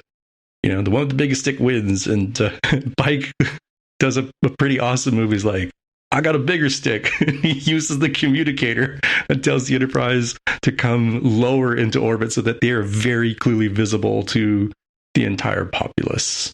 And, that's what ends up causing the change, right? Like these two, sides at least have to have some negotiations now, right? Like there is a bigger problem, or at least a resetting of their whole worldview when an alien spaceship appears out of nowhere. It's the Watchmen resolution, right? So the original story for Watchmen, the comic book version, the whole point of it is that the quote unquote villain of the story is trying to prevent global Armageddon, and he basically creates something that is going to scare the bejesus out of the entire Earth's populace so that they will change path. And this is exactly what Pike does, right? Yeah. Nothing brings people together like being scared. You need an other in order to come together. Otherwise, you look internally and create divisions and artificially have an other. It goes way off into politics. I have strong thoughts about this as an American and how we've lost our other and have gone internally.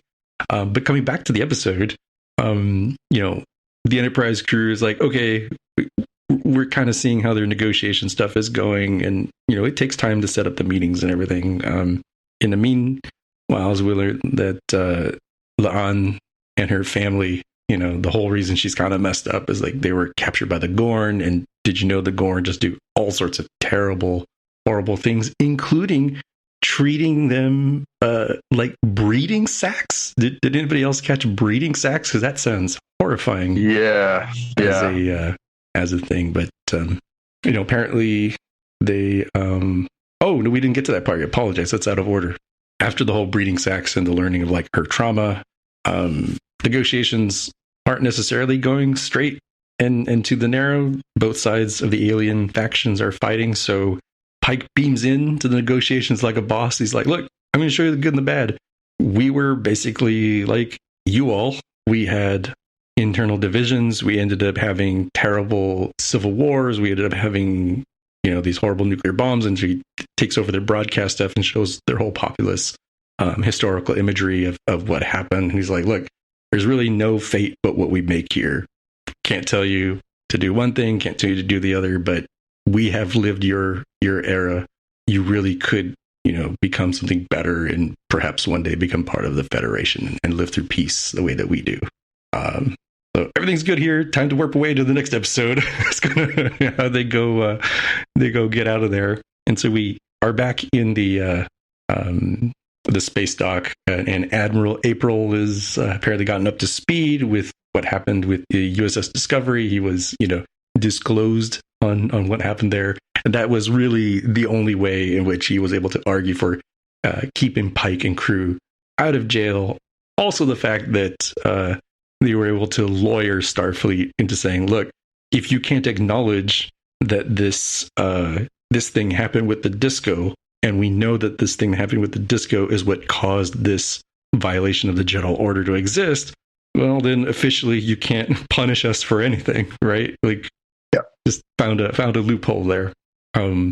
Closing some things out, we do find out as Nan's talking about her whole history, and that she should have been more upfront about that with the captain. Captain's like, I kind of get it. We do learn that the Gorn apparently like do this ritualistic thing where like the last survivor, they just sort of throw them into space. Nobody expects them to survive, but it's sort of like a, hey, high five, you're the last person on Survivor, right? You get to go out there. And she just coincidentally happened to be rescued by Una, number one. So that's how they met. And we get the mystery box, the tease of Lieutenant Kirk. It's not the Kirk you were thinking of. It is Samuel Kirk, his brother in life sciences. Yep. He's going to report to Mr. Spock.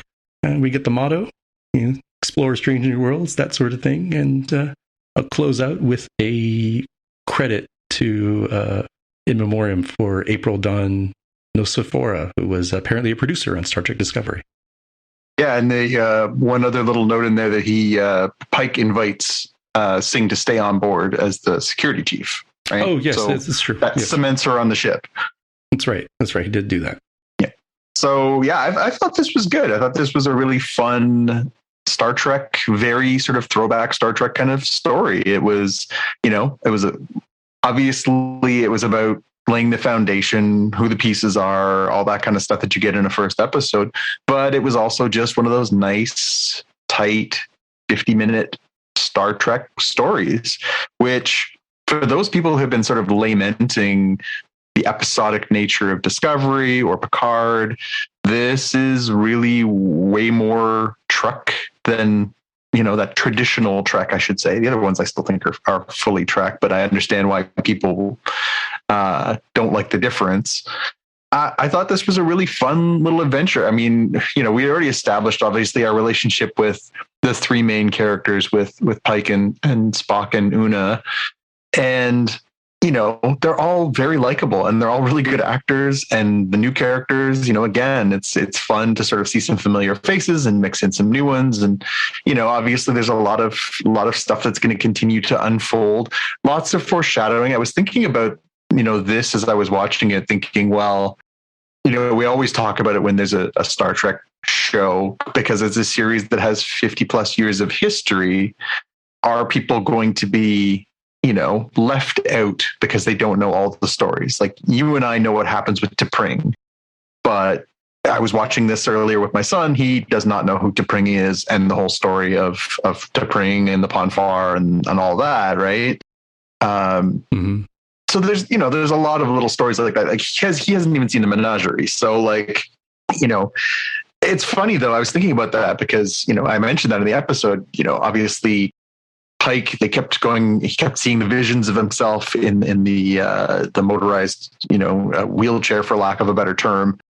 And, he sees that as his fate. He sees that as his ultimate fate, that I'm going to live out my life for the next decade, but then I'm going to end up in this chair. What he doesn't know is that he actually does get kind of a pseudo happy ending through the story of the menagerie, right? Where where Spock and Kirk take him back to the planet from the cage or from the menagerie and let him have his happy ending, right?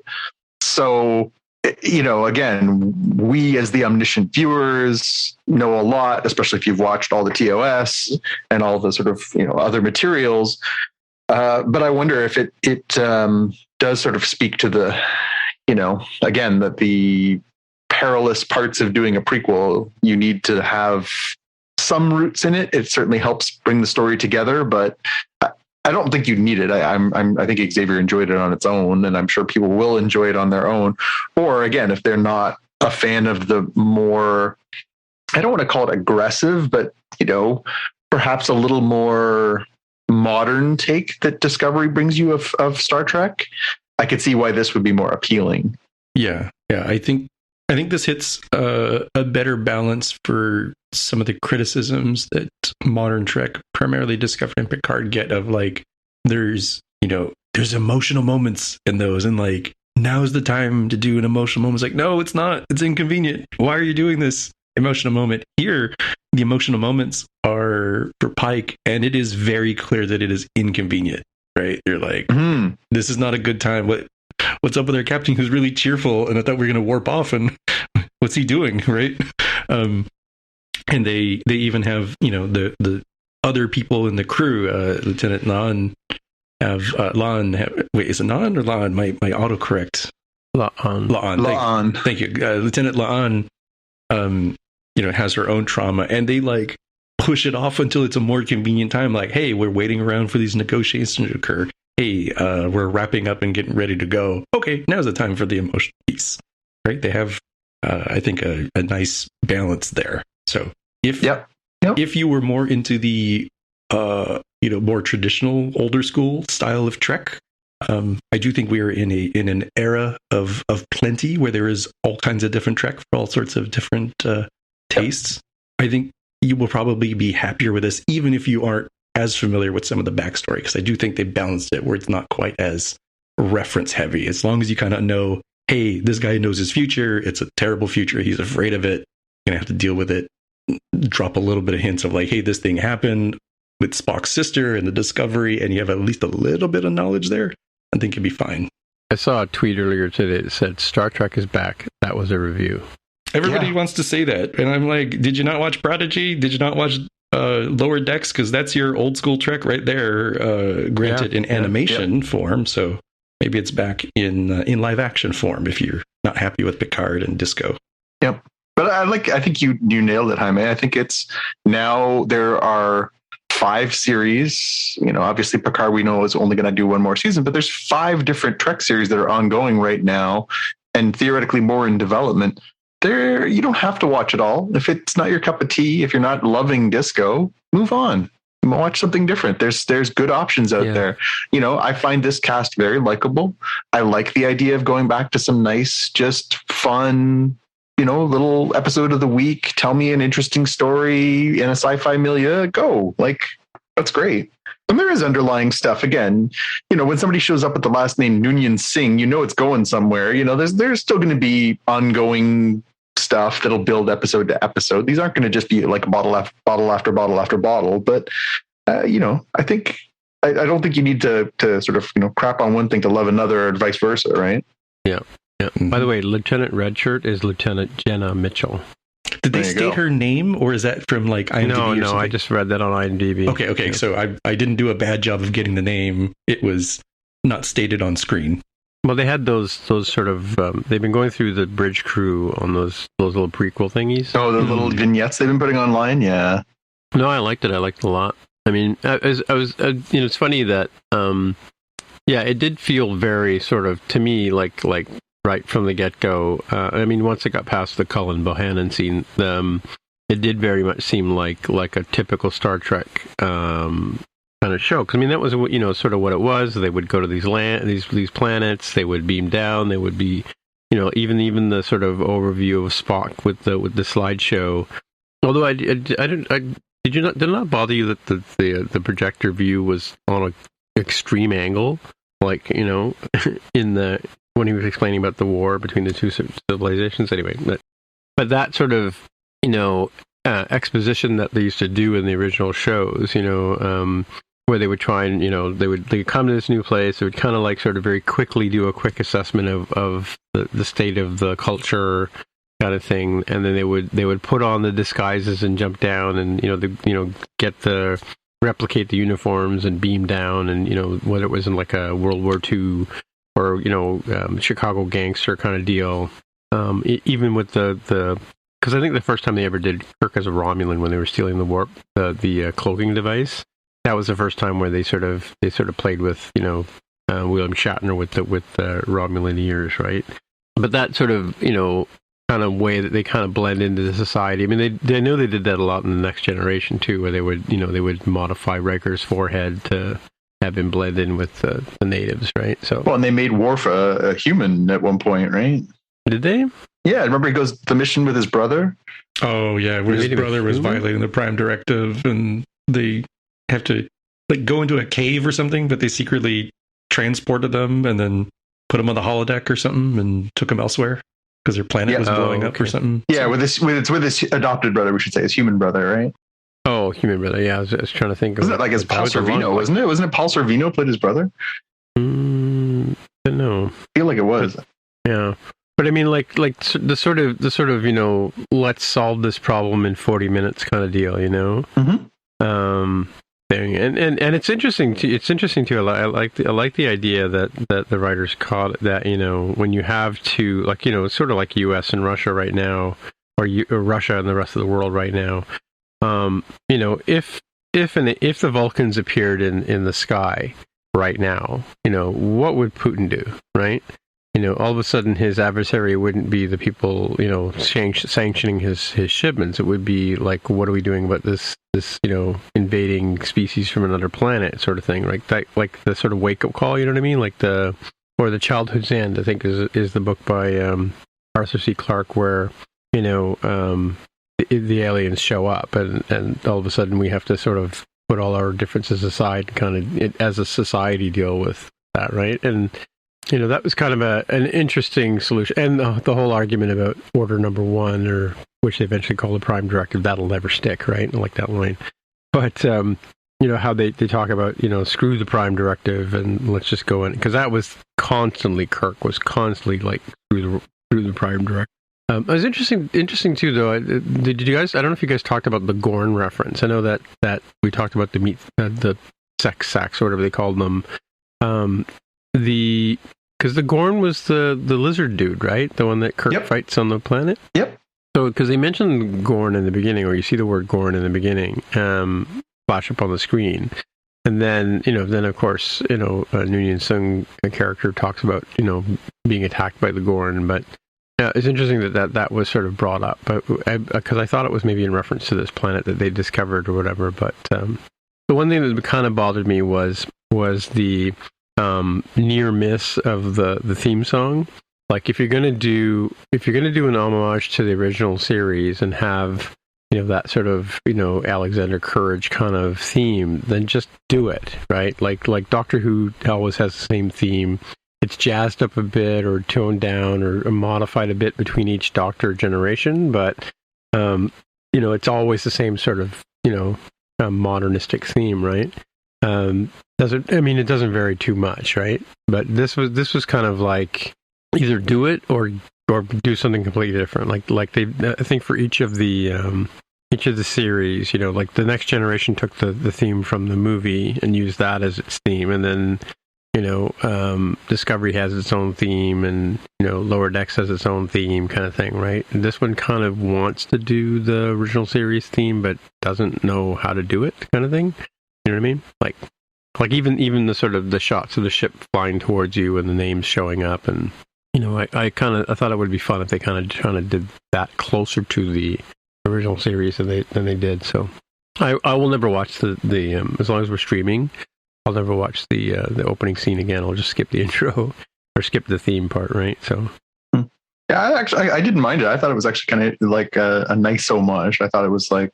Yeah, but like I said, it was a near miss. It was trying to be close, but it wasn't close enough, and it wasn't different enough, in my opinion. It was you know what I mean? Like Discovery has its own sort of thing, right? Like you definitely know you're watching Discovery because when that theme song kicks in and you get those sort of images, even though the images change for each episode, they change for each series, right? And same thing with Lower Decks. It has its own sort of theme, and Picard has its own theme, which again that's another one I will skip too, right? I'll watch it the first time and then I don't think it ever varies, right? So well, it varies from season to season, but not episode to episode. But then at the end, the very last line, last musical line in most of these series has been the sort of Alexander Courage, I don't know if it's like a trumpet or whatever. Da da da da da da da. Kind of, they play that sort of bit at the end, right before the CBS logo pops in. Yep. Yeah, but that's cool. Whenever they play that little sort of line or melody, kind of connects all the dots, right? Yeah. Mm-hmm. All right, we ready for the Moon Knight of it all? Sure. Yep. So last up, we're going to do Moon Knight Season 1, Episode 6, the season finale, Gods and Monsters. So we'll start by saying that a very subtle move that came recently was in this last week, they changed the terminology online from calling it the series finale to the season finale, which was very telling. So I think they're keeping the doors open to continuing this, and we'll get to the why of that in a second. So we picked this one up where we left off last week. Mark is still dead.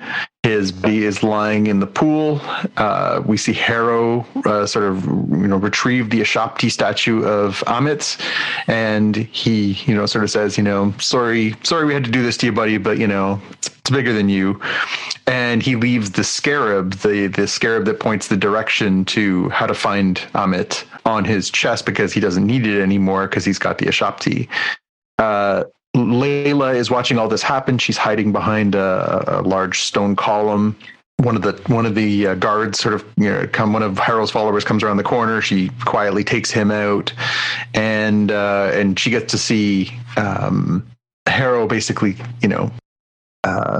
get even more sort of bad with now having this Ashapti in his power. The staff sort of transforms, I guess the idea is he's supposed to have even more power now that he has the Ashapti. So they all leave. Layla comes out, sees Mark's body, and starts sort of mourning, oh my God, I can't believe he's dead. And then she notices the scarab, she picks it up, and it's pointing. And of course it's pointing to wherever Amit is, so she knows how she can find them. So there's no plot hole in that one. We know how she's able to track them. We then go to this sort of scene at an Egyptian checkpoint where they are Harrow's followers are all sort of pulling up, and of course it's let us see your papers, they say in Arabic, and of course it's we don't need no stinking papers, we've got this, and they Harrow slams his staff, his walking stick out to unleash Amit's powers, and we see the all the souls of the people who are quote unquote unworthy ascending into the sky.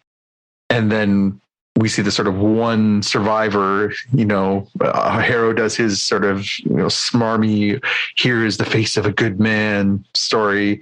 And that person then, sort of signs on with them and off they go. It's at this point that Layla is sort of sneaking up because she's tagged along with them. She's stowed away, and she's gonna try and get up there and murder Harrow. And one of the dead and or dying bodies that's lying on the ground starts speaking in the voice of Taweret, the hippo god that we had seen in the last couple of episodes, because Mark and Steven had said, hey, can you get a message to Layla? What she needs to do is free Khonshu. So she relays this message through the dead bodies, and of course Layla is like, sorry, what's happening here? Like, what there's the dead are now like rising up and talking in a woman's voice. That's very strange. We see Harrow breaking into the Great Pyramid of Giza, where, of course, we know that's where the sort of ceremonial space for the last of the Egyptian gods are. And he, walks in, and they're like, no, you can't be here. And he's like, yeah, good night. And he sort of slams the power down again of Amit, and seemingly at that point seems to have killed all the avatars, although we find out in a few minutes that not all of them are, and then smashes the statue and releases Amit, and we see Amit show up in her full glory. She's this gigantic crocodile faced goddess, and she's what would you guys estimate, 20 feet tall? Very, very intimidating. And she sort of says, who freed me? And Harrow's like, well, I did. But I understand, like I'm unworthy. I've done all these awful things. I don't deserve to be here. So, you can kill me now. It's okay. And she's like, no, you're going to be my avatar. You're the one. Layla, of course, is tagged along with this group again, and she sort of sneaks in. She's sneaking in behind. She's trying to find the Ashapti, the statue of Khonshu. And so she finds it. She smashes it. Khonshu comes free again. And of course, he says, hey, will you be my avatar? And we've known through the whole, the last few episodes that was what Mark was trying to prevent, was her becoming the avatar of Khonshu. And sensibly, Layla's like, hard pass. I'm not interested in working for you. I've seen what you've done to my husband. Not interested in working with you. And in a very foreshadowing moment, he calls her a little bug, which will pay off in a few minutes. It's at this point that Khonshu, appears in the main chamber and confronts Amit. And, the two of them are sort of, going to get at it. We then cut back to the field of reeds where we left Mark at the end of the last episode. He has been freed of the imbalance of having Steven as part of his personality. And he's there with Taweret, and Steven was lost, of course, in the desert. He turned into a sand person. And, Mark sort of says, it's so peaceful here. It's so quiet. It's so lovely. And Twaret's like, off you go. You're free to live here now. This is your version of heaven. And he's like, no, I can't do it. I've got to go back. He's like, she says, just so you know, if you leave, you can't come back. Like, this is it. If you're out, you're out. And he says, I'm taking that chance. And he goes out back through into the sands, and he finds where Steven had fallen with his hand outreached. And they have a sort of a touching moment where when they make contact, of course, before, Mark also gets claimed by the desert, being reunited, accepting each other, Mark accepting Steven as an important part of him, brings him back. And of course they sort of save one another there. Back to the Great Pyramid of Giza, and we get this, knockdown, drag out god fight where Khonshu and Amit are, beating the tar out of each other. And of course, they're both 20 feet tall and throwing each other around. And it's pretty cool. And then we go back to, Mark and Steven in the desert. They're trying to figure out, like, how are we going to get out of here? There's this huge sort of sand wave coming towards them. They're like, oh, we're never going to get out of here. How are we going to do this? And of course, then at the last minute, Taweret shows up with the boat that ferried them there and wipes away the wave. And that's enough to sort of trigger them back to returning to Mark's body. And because, of course, he's come back to the body, at that point, it's got 2 bullet holes in it. But because Khonshu's been freed, Mark has access to the healing of the Moon Knight powers, and Moon Knight lives again. He's back. It's at that instantaneously detected, right? Because Khonshu, when he was freed, was like, I need a new avatar. There's I can tell that Mark Spector is not here. And mid-fight, he's like, oh, Mark Spector, hell yeah. And then goes and saves him, right? It was like a an instantaneous knowledge of his revival from passing through the gates that Osiris had opened up. Absolutely. And it's at this point that, when he comes back, Khonshu's like, great, you're back, get in there. And he's like, no, we need to talk about terms here, my friend. I'm not coming back. And then it turns into a three-way conversation because they keep alternating between Mark and Steven as Mr. Knight and Moon Knight. We want to be free. We don't want to be Moon Knight when this is all over. And Khonshu somewhat surprisingly relents and says, fine, when this is over, you'll be freed. Just do what you got to do. We go back to the Great Pyramid, and it turns out that Horus's avatar, the leader of the Egyptian avatars, is still alive. He says, hey, we can't, the only way to stop Amit is to put, bind her to this place. But we can't do that. We need more avatars. We need more power, basically. And so then we go back to Mark, and Mark is in the Moon Knight suit, and for some inexplicable reason, I've never seen this in any comic I've ever read about Moon Knight. He needs to get to where Amit, to the Great Pyramid is, from where he was at Amit's original burying place with the tomb of Alexander the Great. And so Khonshu basically launches him, and he flies. I don't remember Moon Knight being able to fly, so that's a new / weird one. Like for me. Fly glides, right? Because Khonshu's like, I'm still the god of the night sky, right? So considering they were able to move it before, I kind of interpret it as like he semi glided versus like Superman style, just zipping around. But in like a bullet speed, like he is cooking across the desert to get from one place to the other. Bit of a jump, but okay, all right, I'm in. I'll allow it. Back to Harrow, of course. Amit says basically, use my powers, judge everyone. So all of a sudden, all the people in Cairo are there, and we see the street scenes, and all of the followers of Amit are basically called to her service to then start basically weighing and judging everyone as to their worthiness. And of course, those who are not worthy now are not ascending and showing up and just sort of plopping down in the desert of lost souls. They're going right into Amit's mouth. So she's become the devourer of souls, which again seems a little incongruous. And we didn't really talk about that being her, reason for being, but apparently that's what she does. Good, cool moment there where Taweret is looking, Layla and Taweret are trying to figure out how they're going to, have another person, another avatar to help Mark put Amit back into captivity. And so Taweret says, cool, you're going to be my avatar. And that, she Alakazam, and Layla becomes, superhero, more or less. Nice outfit too, right? For the costume design.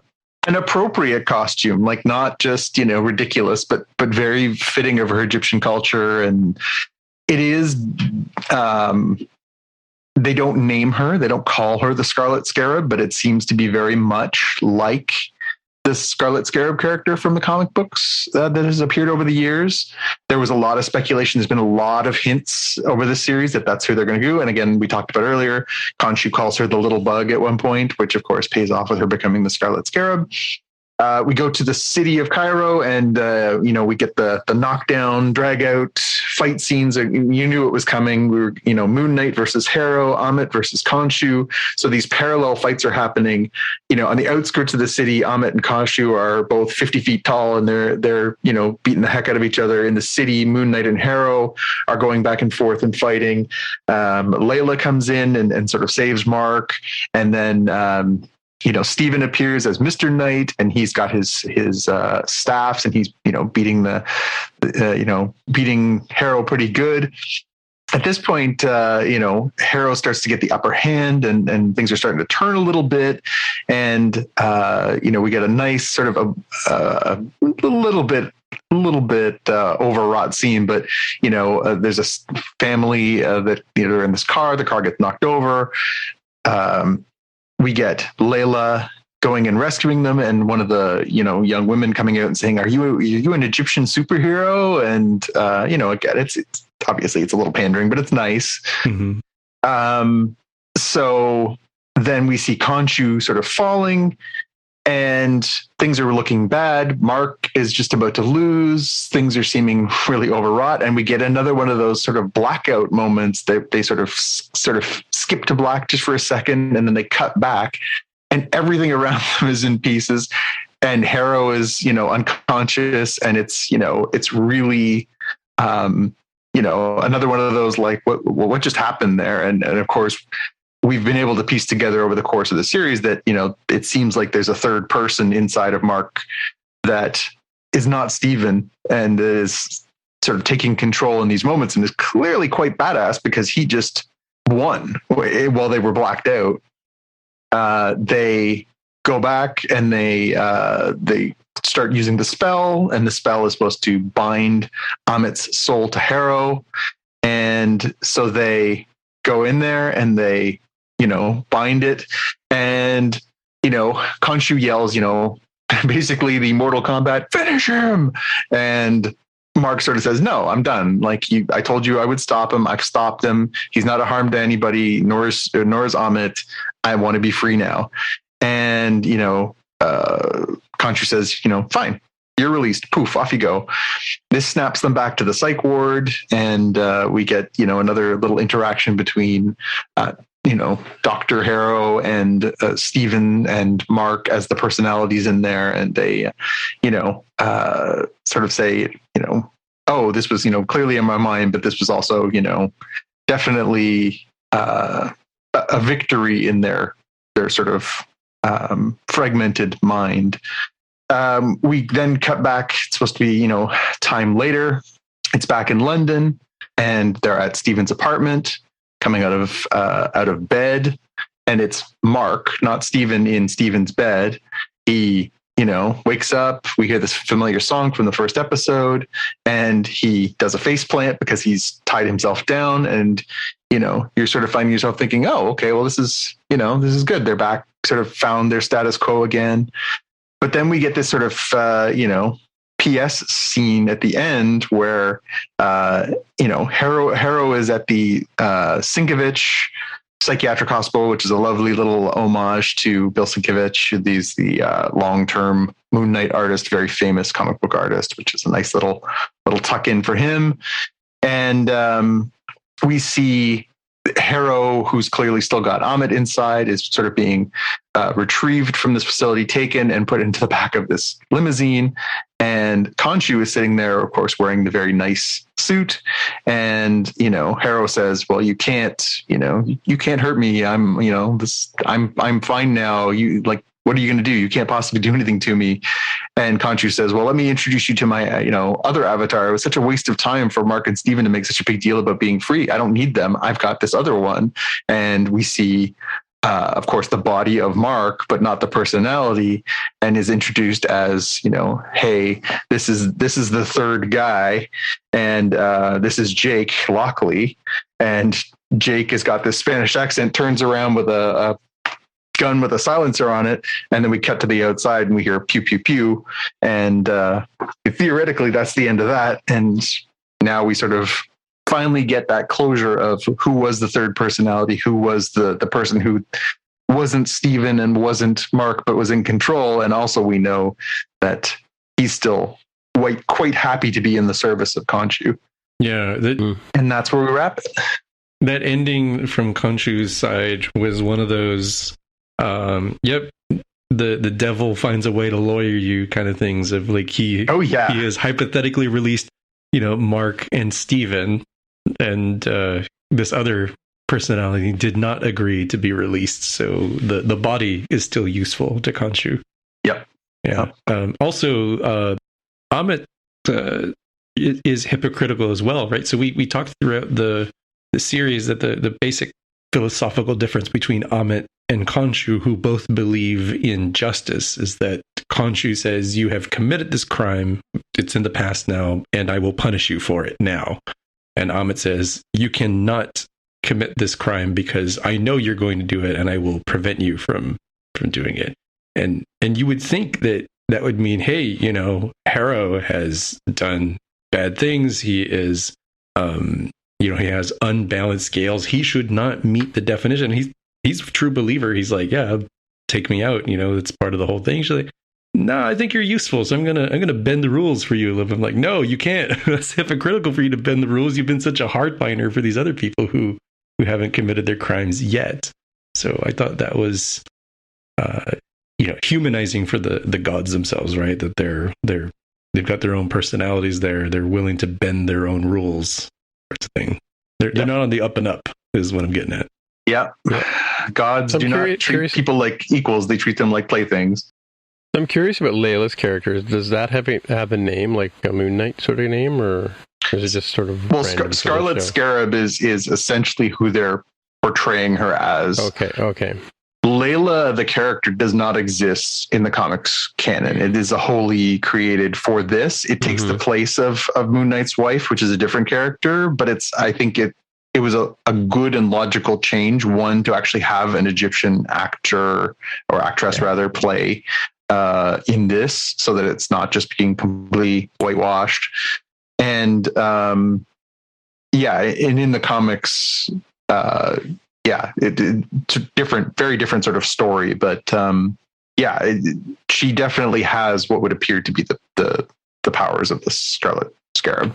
Mm-hmm. But yeah, I don't know if that's the last we'll see of her, or if she's going to continue to be Avatar. It seemed like, again, that could have been a sort of temporary arrangement, right, between her and Tararet. Although I imagine, as being an avatar of a god goes, being the avatar of Tararet probably a lot nicer than being the avatar of Khonshu. You know, being the goddess of was it fertility and birth, as opposed to the one of vengeance and, travelers of the night. Yeah, and the personality of Tararet is, got that very British human resources bureaucrat voice to it, right? It sounds like somebody who's telling you that, like, your NHS payment didn't go through properly, and sorry, you're gonna have to fill this exception document out in triplicate, right? It's got that sort of thing to it. But she's willing to help. She's like, but I'll kind of point you in the direction of, like, accounting who can help resolve some of this. So it's not all bad with her. Yep. So now that we've gotten to the end of Moon Knight, did you guys enjoy the ride? Was this where does this rank as far as your enjoyment of Marvel storytelling? And are you hopeful that they'll do more?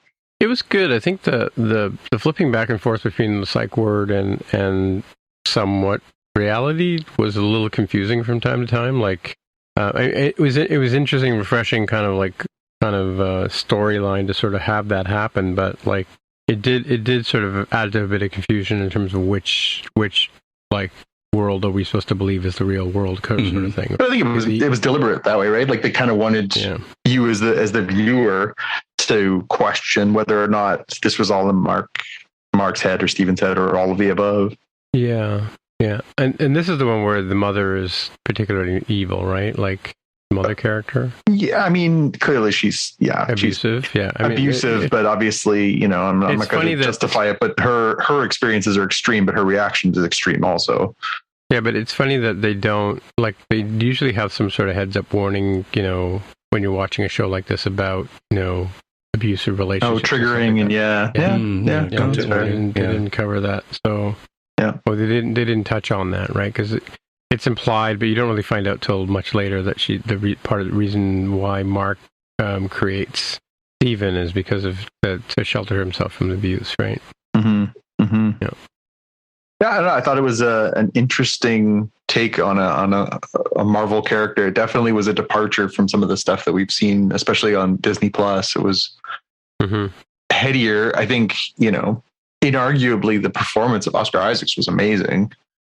Definitely. From top to bottom, to be able to switch and do that in such both convincing way, convincing ways, but also in very subtle ways. Like there were times where you aren't crystal clear who's talking. Like there are times there where, I always had, because I do have the background, I always had, Jake in my mind, because the three personalities are very dominant throughout the comic storytelling, Stephen and Jake and Mark. There were a few times there where it seemed like he was deliberately obfuscating whether or not we actually were hearing Mark talk or whether maybe we were hearing Jake talk.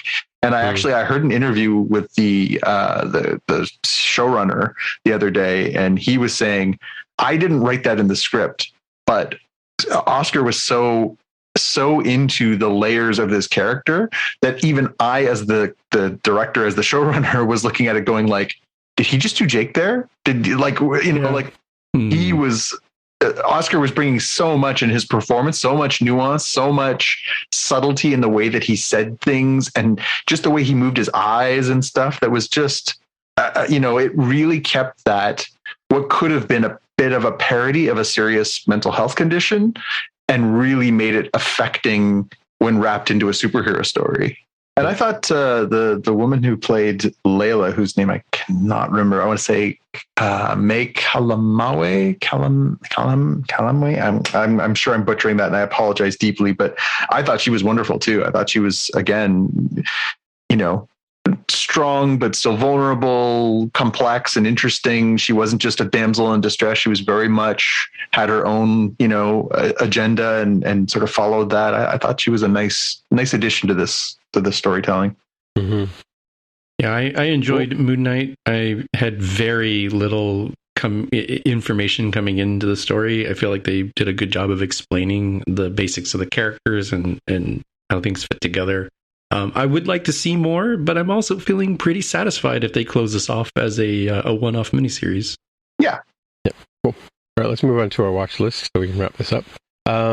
Quickly, I want to give a shout out to Jason Chu. Jason Chu's the person at work. He's a movie file, goes to TIFF and all that kind of stuff, and we talk about movies all the time at work. And he's the person who put me onto the I can't remember what it's called, Letterbox, I think it's the name of the app that I store my movies in. But he pointed out today, I was chatting with him about some of the movies I watched on the plane on the way home. Long story short, we had a 7-hour flight. We ended up sitting on the runway for 2 hours after we landed, trying to get through security. So I had a lot of time to watch a lot of different movies and TV shows during the last trip home. But I was explaining to him that I started watching Suicide Squad, and I wasn't sure if we had that here available to us yet in Canada, because I know it was delayed coming here. But he pointed out that there's this cool website called justwatch.com. And we talk about this on the show all the time, like, where are we going to be able to watch this show or whatever movie or whatever it is? This works around the world, basically justwatch.com. Go in there, punch in a movie or a TV show or whatever you want, and it'll tell you what's local systems it's streaming on or viable or rentable on, sort of thing, right? So, yeah, of course, Suicide Squad is on Crave, but, like using this app, I found that out in a matter of seconds. So, kind of cool. Check that link out when you get a chance. And just a couple of quick reviews of some of the movies I watched on the plane. House of Gucci, which is a Ridley Scott movie, which I'm a huge fan of Ridley Scott, was kind of weird, kind of predictable. Didn't really buy into the sort of breakup between the two characters. And wait, that was Jared Leto? Holy cow! That was a super annoying character in the movie. And like totally incongruous to the rest of the people in the people in his own family, but I didn't know that was Jared Leto. I probably would have looked at it completely different if I had I known going in. And as much as Colin, is it Colin Farrell that's in Batman? Yes, yeah. I totally missed that was him in Batman. The other movie I started watching was The Last Duel, which was, come on, give me a break. Matt Damon, can the guy not even attempt to do an accent? It's a French story about a couple of sort of King's Knights sort of thing. There's a lady involved played by Jodie Comer, and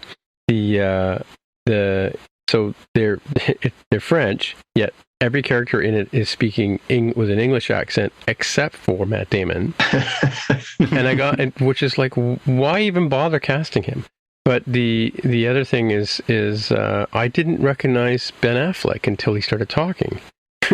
Surprisingly, right? Like Ben Affleck has he plays the sort of not the king, but the king's cousin, and he's sort of the ruler of the roost, and completely blonde hair, clean shaven, in regal outfit. And until he started talking, I looked at him, kept looking at him, going, I wonder who that.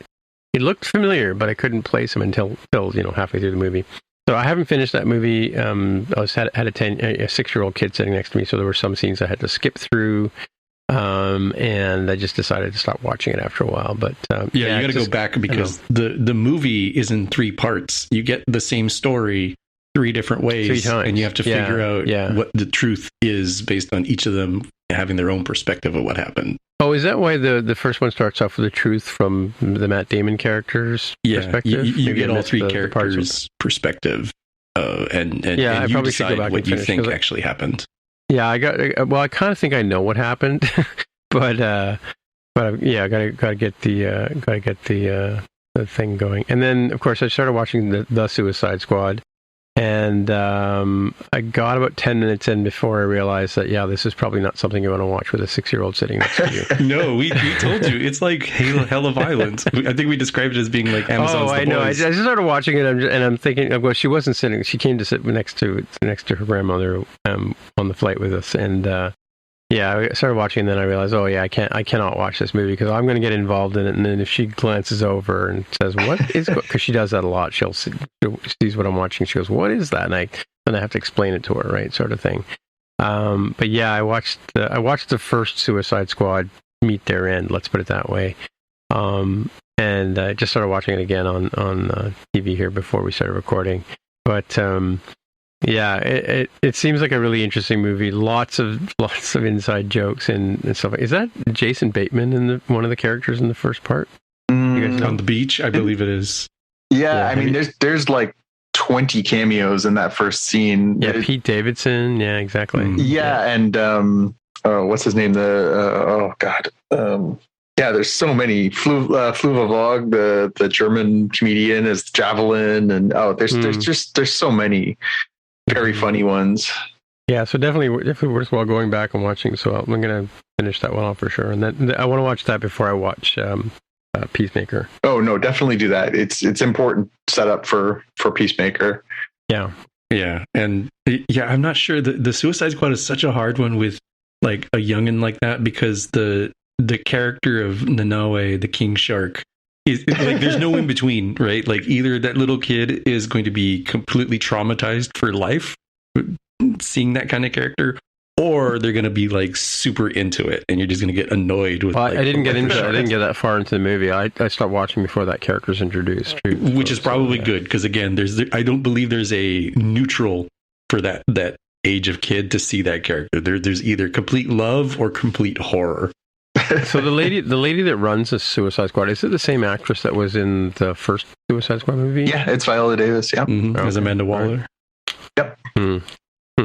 And the army guy, Rick Flag, the same character. Yep. Right. Colonel Rick Flag. Mm-hmm. Same actor. Same actor. Yep. Okay. Weird. So is the Suicide Squad just this, like, they get 5 people and just send them off for these missions randomly? Is that how the comic book works? Yeah, in the comic book, it was basically same principle. They basically have this metahuman prison down in Louisiana, and they decide based on the needs of the mission. They basically work out with the crooks. Hey, complete this mission, get this much taken off your sentence, or in some cases, it's we'll continue to send checks to your loved ones or whatever it is, right? And Flag is the sort of military leader who sort of tends to lead the missions, and it's same basically deal. If they try and bugger off, they're dead. But did they screw up all the time? Like the one character, the weasel character, can't swim, and the other one. It's not quite as slapsticky. That opening scene is. I mean, it's stupendously funny, but it's everything that could go wrong. If you keep watching it and sort of see the rest of the Suicide Squad movie, it'll start to make a little more sense. And do not forget to to watch all the way to the end because there's a great stinger at the end of the Suicide Squad at the credits. Okay. Spoilers. Holy cow. No, you got to watch it all the way through. You can't leave early. All right. Tommy, what do you got for us? I've got The Offer on Paramount Plus, and I apologize, I don't know where else this might be. We can use Just Watch to find it. Oh, that's true. I guess I could do that. I wonder, I guess I have to switch it from US to Canadian and see how that works. But The Offer is on Paramount Plus. It's a limited series, biopic kind of series about the making of the Godfather movie. And I'm enjoying it. They dropped the first 3 episodes out of 10, I want to say, last week. I've not watched this week's episode because I had a double up of Picard and Strange New Worlds, and I've also got Halo to watch. But I'm really digging it. Like it was quite the battle to get to the point of making the Godfather. Paramount, the studio, didn't believe in it. Yeah. The writer for the screenwriter is the novelist who, you're not supposed to do that. You're not supposed to have a novelist write the screen. You've got the mafia upset at how they are portrayed in the book, and they don't want this to happen. It's pretty good. I'm enjoying it so far. Well, you enjoy that show because it's on Paramount Plus in Canada. Oh, okay. So it is available to Canadians. Just you all don't have a reason yet to subscribe. They'll get you. There'll be some new thing that I guarantee this socialized sci-fi thing can't go on for forever. There's capitalism to get in the way here. Yeah. So save it up with your calculation, as I think I had mentioned, Mayor of Kingstown with Jeremy Renner as a good one that maybe it'll flip on one of these days. Yeah, eventually they'll get us, or they'll do what they did to the fine folks who aren't here in North America, and they'll pull all the Star Trek away like a sheet from under the table, and we'll be left having to subscribe to Paramount Plus with like 3 days notice before the season starts. Yeah, it'll be like, hey, so what happened to these licenses with Crave and Sci-Fi? I was like, oh, we just didn't renew them. Oh no, can we renew them? No, you can't. Paramount Plus all the way. Yeah. Mm-hmm. Yeah. All right. For my watch list item, it's something I mentioned a few episodes back. They're bringing back the Kids in the Hall, the iconic Canadian comedy troupe, are doing a new series of shows, very much like their original program that aired here on the CBC in Canada and also aired in the United States.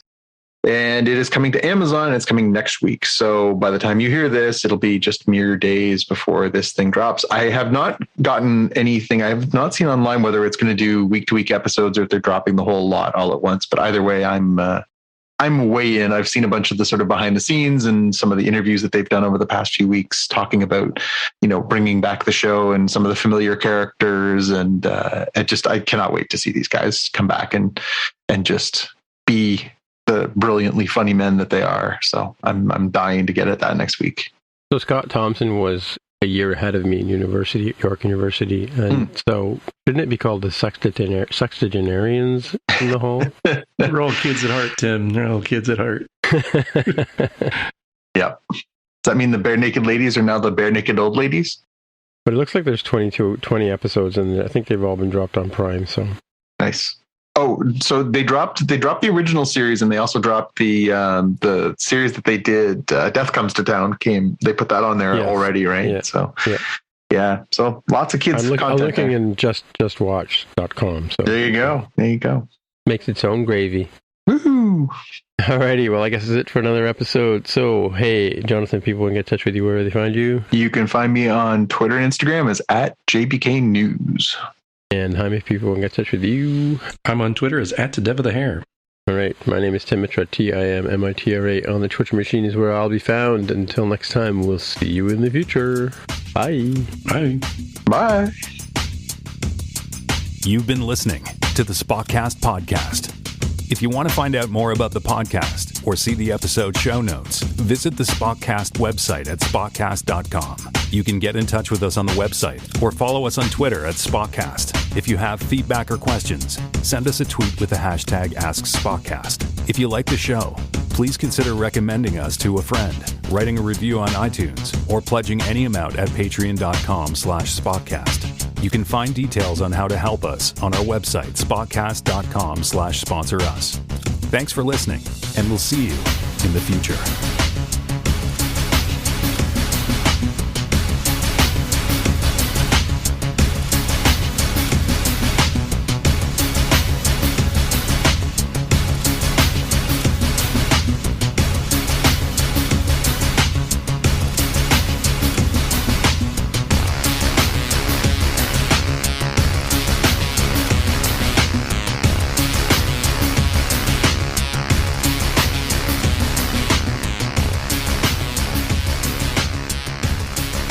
And just for reference, it's 5:30 in the morning in Lisbon right now. Have you recovered? Are you back on North American time yet? Not quite. I mean, we're still waking up early, and by about 11:30, I'm just ready to go to bed. But the other thing worth mentioning is there's two things that are this weekend. Unfortunately, they won't make it into the timeline for us, but. Saturday night live this week is Benedict Cumberbatch with Canada's own Arcade Fire as the musical guest. So that should be a good episode. And Saturday, the 7th of May, is Free Comic Book Day. So not only will there be free comic books if you go to your local comic book store, but I would imagine that the good folks at Comixology may make a few of those free comic books available too, should you want to pick a few of those up. I think there's a good 30 plus books again this year. So if you're looking for a little free content for your Comixology account, I imagine there'll be a few to find there. Yeah. Should be a couple of good ones. There's a Spider-Man book. There's an Avengers X-Men crossover book. And then there's a setup for the new DC crossover event called Dark Crisis, which is coming up this summer. So yeah, some good pieces in there. And of course, there's all the usual suspects. I think there's a Star Trek book. I think there's a Sonic book. There's a few other things mixed in there. So, and free is a good price. So excellent. I don't know about you, where you guys, Tim, obviously where you are, but I keep getting notifications on all my, Facebook follows for all the local comic shops. They're like, hey, we're having a sale. We're having artists come in. Like, they really do try and make it a good event for people who are not necessarily the hardcore fans to come in and, enjoy the experience and try and make those connections again. It's a good marketing gig.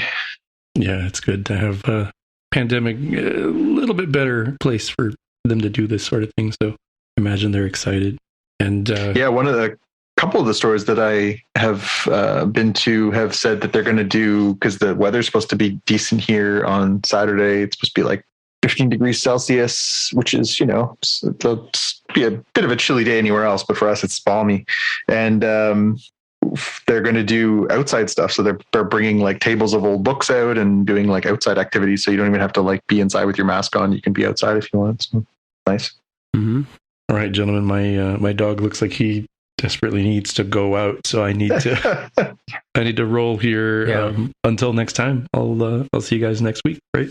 Yeah, that's where I went. Mac had to go yell at raccoons. So, all right. Okay. Talk to you next week, guys. Talk to you later. Oh.